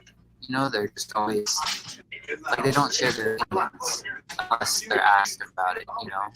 They just seem like we often regard people by people that It's kind of roboting.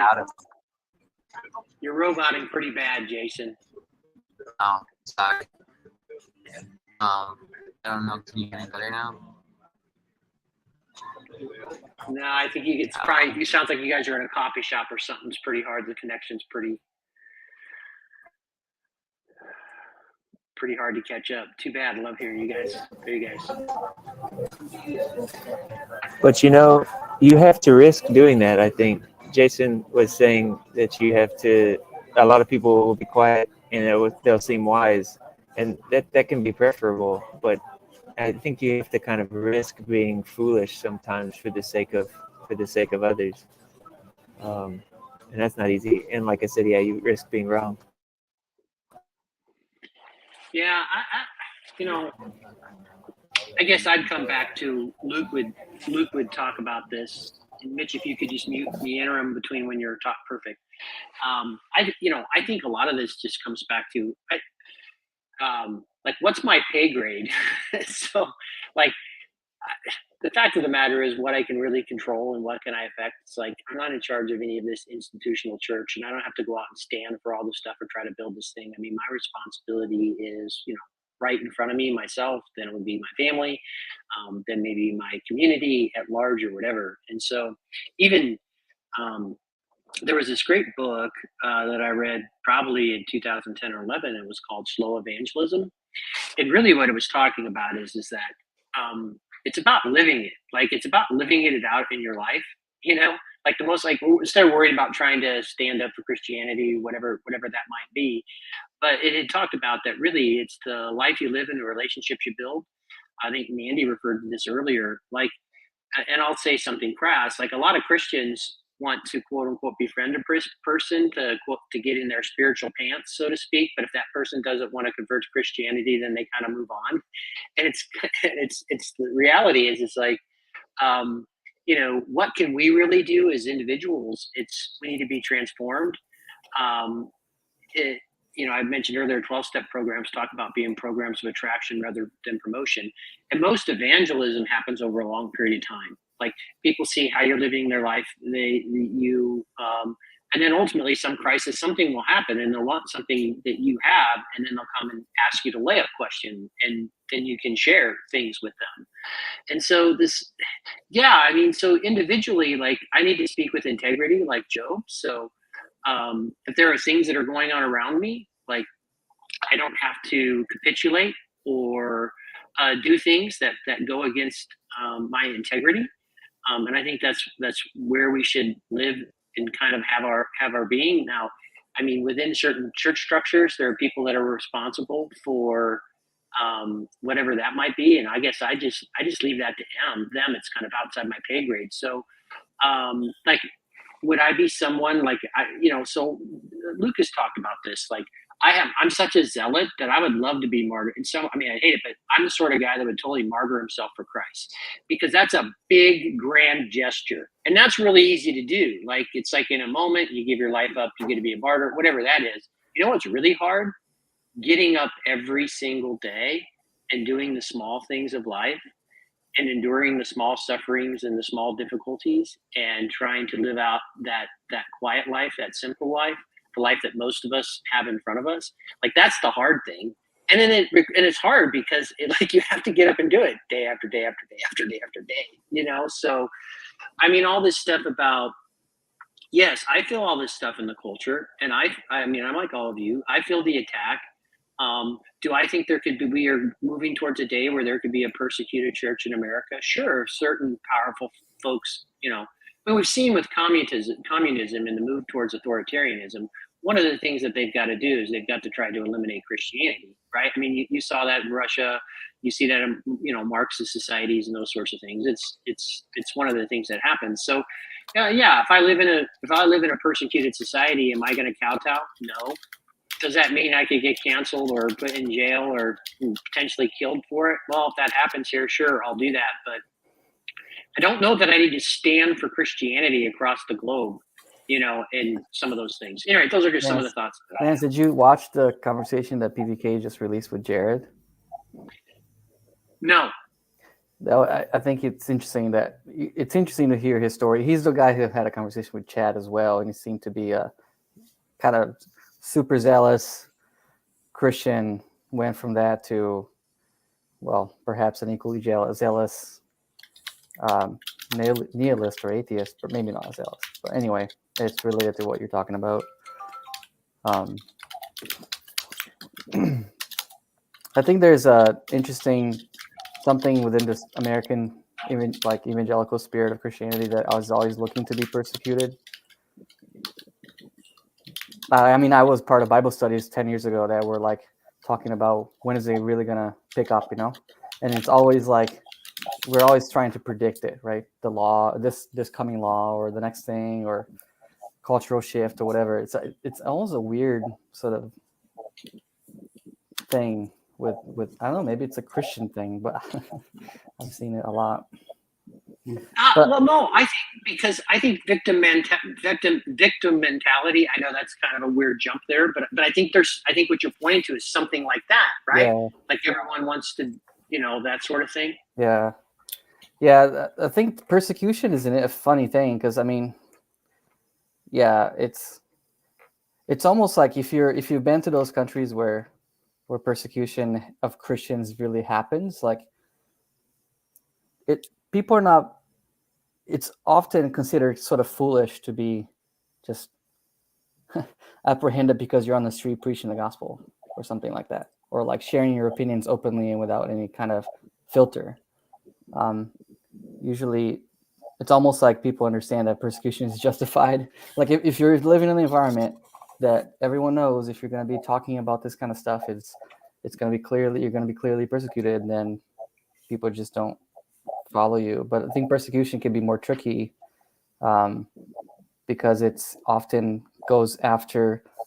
You would go after, like if someone would be persecuted on the TLC, they would go after the organizers, right? The people that are trying to bring people together. Maybe not necessarily the people that are out there sharing their opinions or whatever, but they're sort of like behind the scenes working the thing. So we gotta get our definition of persecution a little differently too. Yeah, so Anselman said, do you mean to ignore what's happening to your fellow Christians across the globe? No, there absolutely is a persecuted church. There are individuals that are being persecuted. I have a cousin who knew he wanted to be a missionary his whole life, and he went over and he actually married a Persian gal. I can't remember. I think her family was originally from Iraq, but they were living in Turkey. So like she actually had brothers and uncles who actually had been jailed. Some of them had been executed for going into Iraq and preaching Christianity. So they used to sneak in across the border and do those things. Like, so it's like that stuff's like really real. Like, no, that stuff is happening and it happens. And then you can look, you know, in certain places, you know, in China, I have friends who have to sneakily get into China and have to be very careful about what they're going over for. And they do these underground, basically seminaries where they're equipping Christian folks to learn how to do church underground, right? So Anselman, no, I know that it's going on. So how do I handle that? Anselman? I support those groups and those institutions with my money, right? I support those people, you know, in their endeavors to do whatever they would want to do. So I mean, that's why I take it down from this global thing and everything else. And you know, I'll certainly will speak out about it. But again, I think so much of what I can get caught up, and I would say this about politically, like I have certain views and I see certain things that are going on, but I can't let that consume my daily thinking and allow me to be enraged and everything else. Like I got to live today in this moment, and I have things that I can and can't do. And I can participate in the process when it's time for me to participate in the process. There may be a time that I might need to be out in the streets. I'll do that if the time comes for that, right? I think probably I'd be ready to get out there now a little more, but at any rate, so yeah, I think there are times to move and to do things. But I think we need to focus much more about our own life and the impacts we can be having in our own little actual, let's just say, controllable spheres or places where we can truly be impacted. I mean, that's where I start always. So I guess I would agree with that broadly, but I would maybe ask one follow-up question, which is that, I mean, do we think there's people in this little corner that are too aggressive in proselytizing? Because I guess I think about it and it's like, yes, you can be that way. I definitely wouldn't doubt it. And I think being a witness ultimately means leading with your life. But I also think there can be another temptation, which is the temptation to, I mean, well, you see it in mainline Christianity, right? Which is a temptation to completely ignore the propositional or the sort of, I guess, the affiliation with other Christians. And I don't know, I guess I don't necessarily see, like, in the Discord or on the live streams, a lot of people who are Bible thumpers, so to speak. I sense that maybe to some extent there's kind of the opposite temptation. Well, we're a unique lot here. I mean, so we're trying to have good faith conversations across, you know, ecumenical faith lines, so on and so forth. We're trying to have, you know, as human beings, how do we have conversations where we're not all going to agree on certain things, but how can we come together and have conversations? Like, this is a very unique space. I think it's also entirely appropriate to have spaces where you can talk freely, like about with fellow folks that you've been persuaded and you see things a certain way, that you can be able to talk freely. You know, so there's okay for that spaces. And I would say that they're like on these live streams and other places, it tries to be a place where it's not a Bible banging place, so to speak, just to use a crass term or whatever. But there certainly are Bible bangers amongst our midst. And there's, I'll call out Chad. What is a Bible banger? There you go. Big book bangers. Like, people have their I've heard of Bible thumpers. There we go. Bible Bangers was a tooth and nail band from the 90s, I think. And, oh, really? That's hilarious. Not really. I said it sounds like one though. And T-Grog That's comes funny. into White Knight for what is it, physicalist, atheistic, whatever I can't remember what his terms are. So people come in here with those sorts of things, but it's all about the right time and the right place. Like Paul will have conversations here. Won't be that different, but when he's in his official capacity as a CRCNA pastor, like there's the right time and place for certain things, and certain conversations. I guess if you're having a conversation at all, unless you just want it to be affirmation swaps, then there's going to be some kind of proselytization going on. I'm going to hone the idea you present a little bit. We're going to pass it back and forth and get it right. We're going to get it to its best self.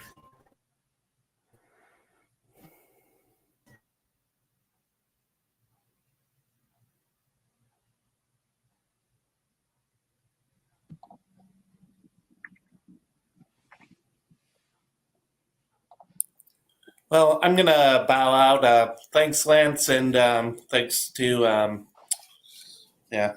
thanks to Luke for starting everything up today.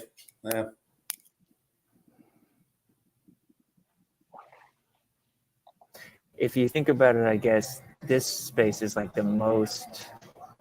it's a space that invites proselytization the most, by virtue of, wanting people of different ideas to come in and express themselves. And if they're doing that just for the sake of, I don't know, it feels like there needs to be a better point to it. We don't want to just have, different ideas for the sake of having different ideas. We want to give that idea an opportunity to land on us and see if we find a sheen of truth in it. And if we present an idea, it's an invitation in some way for someone to rebuke it or to judge it. So that's an invitation that's healthy for us to make when we present an idea of our own. Yeah, and I think I mentioned Sam's channel, Transfigured, and I mentioned it. One of the things I really respect about Sam and who he is, he'll have all sorts of different people on his channel, and particularly even people that he doesn't agree with. In a lot of ways, Sam just likes to proof test his thinking out loud, like with folks. And I really respect that about Sam, right? And one of the simple ways you can talk about, this space that we're in here right now is it's a place for sense making, right? And so you have a lot of these things, you're kicking around these ideas. I come here, I like to listen. I also like to throw some ideas out, hear what people have to say about it. But ultimately, we all then grab out of that, like what we do with that. Like, hopefully we're all trying to take these things that we hear out here and pull them into our own personal lives, right? And take the bits that make sense for us and make, that ultimately impact us and maybe open us up to something new that we can apply in our own lives, or that, our worldview or whatever. But, clearly I'm not here to just assimilate to every view that's espoused on here, right? None of us would do that, right? And so what I like here is I've actually had some of my worldviews and the way I see the world changed by conversations that people have had on here, right?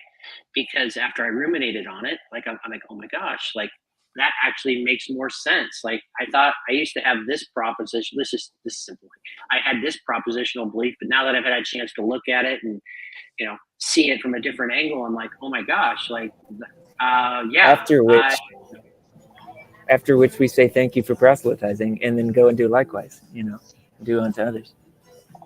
It's very, very good to be proselytized upon and to proselytize upon others. That's loving your neighbor, I guess. Yeah. So Anselman's in the comments talking about Bible thumper and stuff like that, which is, people who feel that or whatever, it's not to degrade that. It's like people who have a spirit they're fundamentalists, and we all know what that term means. And I understand people don't want to wear that, but it's a real thing. You know what I mean? And so I think that's something I would earlier in this chat, I put a quote from St. Benedict's rule, and it's amazing if you just read the rule, it's like Bible quote after Bible quote. So I don't know if there's a difference, right, Lance? I guess maybe to get Anselman's point there, like I think, yeah, like you said, it's the spirit rather than like, because you can sort of embody, you can so embody scripture in your language and your attitude and your thinking that it would be easy to kind of sort of quote. I mean, Peugeot is a little bit like that. Like he's obviously embodied scripture to an extent that he doesn't quote things, but you can always see that it's there. Like he's not an original thinker in that way. Like he's a Bible thumper, but it's a sneaky way of doing it. Perhaps because it doesn't have that spirit. Saint Benedict, the Bible thumper. He might have been a Bible thumper. Who knows? I don't know. Those were heavy Bibles back then too. Well, and so one of the things, like I've actually never, which is really weird because I've had, particularly, I'm getting older, so it's harder, but younger, I was a person who could really grab, like I could see sentences and stuff or whatever, but I've always never been good about using the chapter and verse, but I know the basically the sentence or the spirit of it. So, that sort of stuff, kind of, it does come out of you. One of the things that I pushed at for a long time, this has nothing to do with orthodoxy, but I pushed at it a long time, is people loved it. Oh, I have a verse for that, right? So if you have an answer and they whip out some, what I call soundbite theology, oh, here's this thing, right? And a lot of times would be like, it's also like, I'm like, dude, that's totally taken out of context. Like read the whole chapter. And then by the way, then go back and read the whole Psalm that it was referring to. And by the way, where that really gets harmful is like, and I'm not answering, I'm not saying you're doing this or whatever, but I'm just saying this has happened. Like I had a good friend who struggled with cystic fibrosis. He's wasn't supposed to live past his 20s. He's now close to 40 now. And he was in kind of my house church pastoring movement. And a lot of people, and he couldn't breathe and he was looking for lung transplants or whatever. And a lot of people would like whip out, oh, you should be joyful in your sufferings. And he's like, are you seriously? You're going to give me that Bible? You know what I mean? Like he was very nice or whatever, but when he talks honestly, it's like, don't quote me a Bible verse, or when someone's just died and you quote some Bible verse at them or whatever, they're like, dude, you're missing the whole thing here. Right. And those are some extreme examples, but there's a verse for that, so to speak. It's like, God, we're human beings. You know what I mean? And besides, a lot of times, people do that. And again, I'm not saying you do that. I'm just talking about, if you would talk to folks who aren't Christian, when we come with just a Bible verse to them and we quote it, oh, that's John, whatever, da da da da da. Like they don't have any context for that, right? Now, you can talk about, this is where 12-step stuff is good because it's it grabs the spirit of it. Like you can communicate the wisdom and the spirit of something, a truth, right? Without trying to, whip a Bible verse out on someone, if that makes sense, Anthony.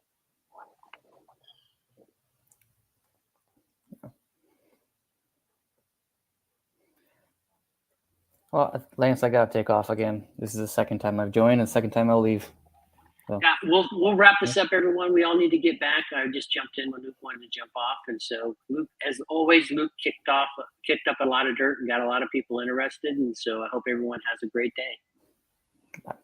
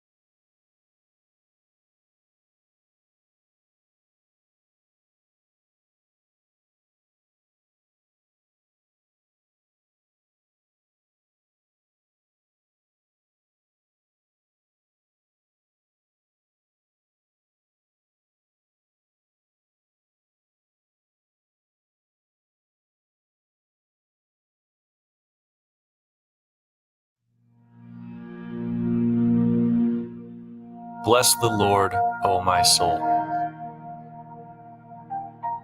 O Lord my God, you are very great. You are clothed with splendor and majesty. Covering yourself with the light as with a garment, stretching out the heavens like a tent. He lays the beams of his chambers on the waters. He makes the clouds his chariot. He rides on the wings of the wind. He makes his messengers winds, and his ministers a flaming fire.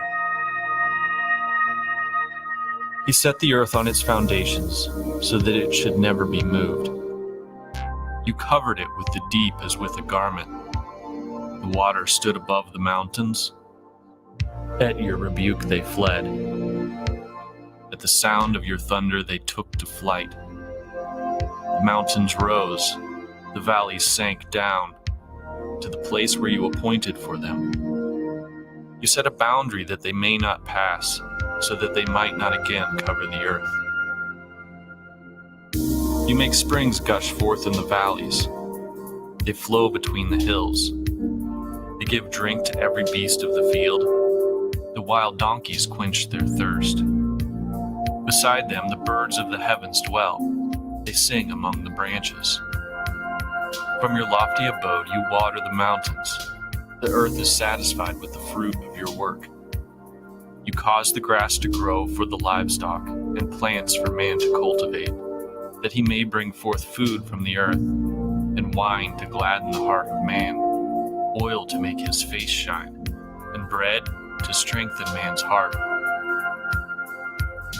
The trees of the Lord are watered abundantly, the cedars of Lebanon that he planted. In them the birds build their nests. The stork has her home in the fir trees. The high mountains are for the wild goats. The rocks are a refuge for the rock pickers. You made the moon to mark the seasons.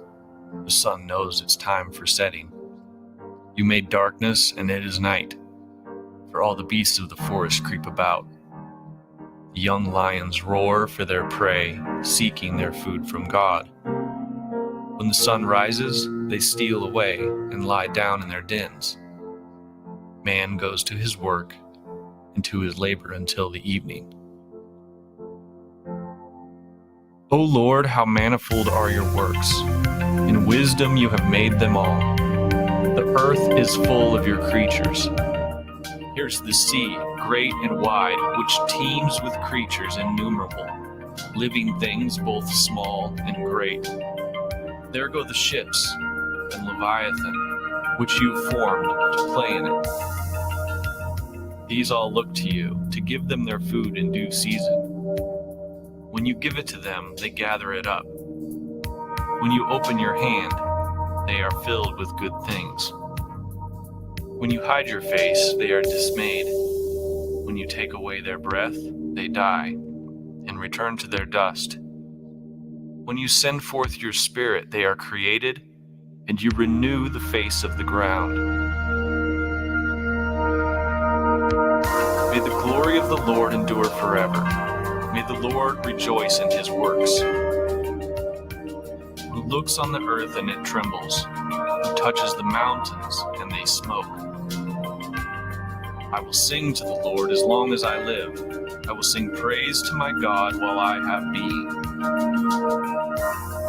May my meditations be pleasing to him, for I rejoice in the Lord.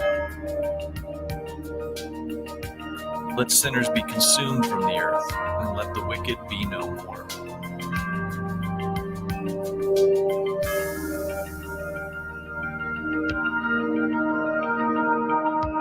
Bless the Lord, O my soul.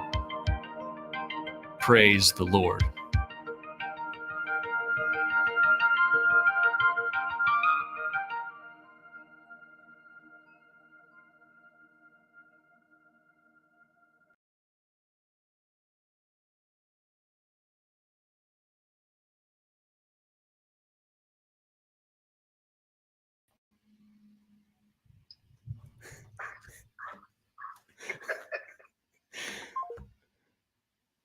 This is where we're in the liminal space where the stream didn't end. Can you hear me? All right. Stream didn't end. Wait for the end for Luke and Grail Country are on to us. All right, I'm reading out of Romans. The purpose was to make him the father of all who believed without being circumcised, so that righteousness could be counted to them as well, and to make him the father of the circumcised who were not merely circumcised, but also walk in the footsteps of the faith that our father Abraham had before he was circumcised.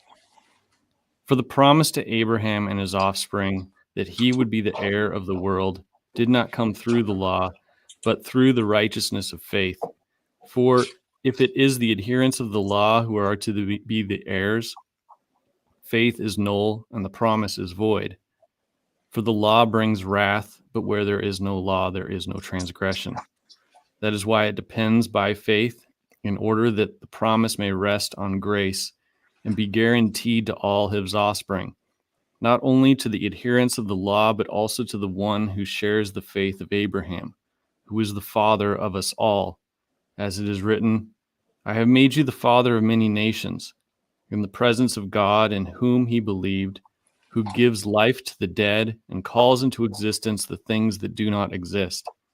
In hope he believed against hope, that he should become the father of many nations, as he has been told, so shall your offspring be. He did not weaken in faith when he considered his own body, which was as good as dead, since he was about 100 years old, or when he considered the barrenness of Sarah's womb. No unbelief made him waver concerning the promise of God, but he grew strong in his faith and gave glory to God, fully convinced that God was able to do what he had promised. This is why his faith was counted to him as righteousness. But the words it was counted to him were not written for his sake alone, but for ours also. It will be counted to us who believe in him, who raised from the dead Jesus our Lord, who was delivered up for our trespasses and raised for our justification.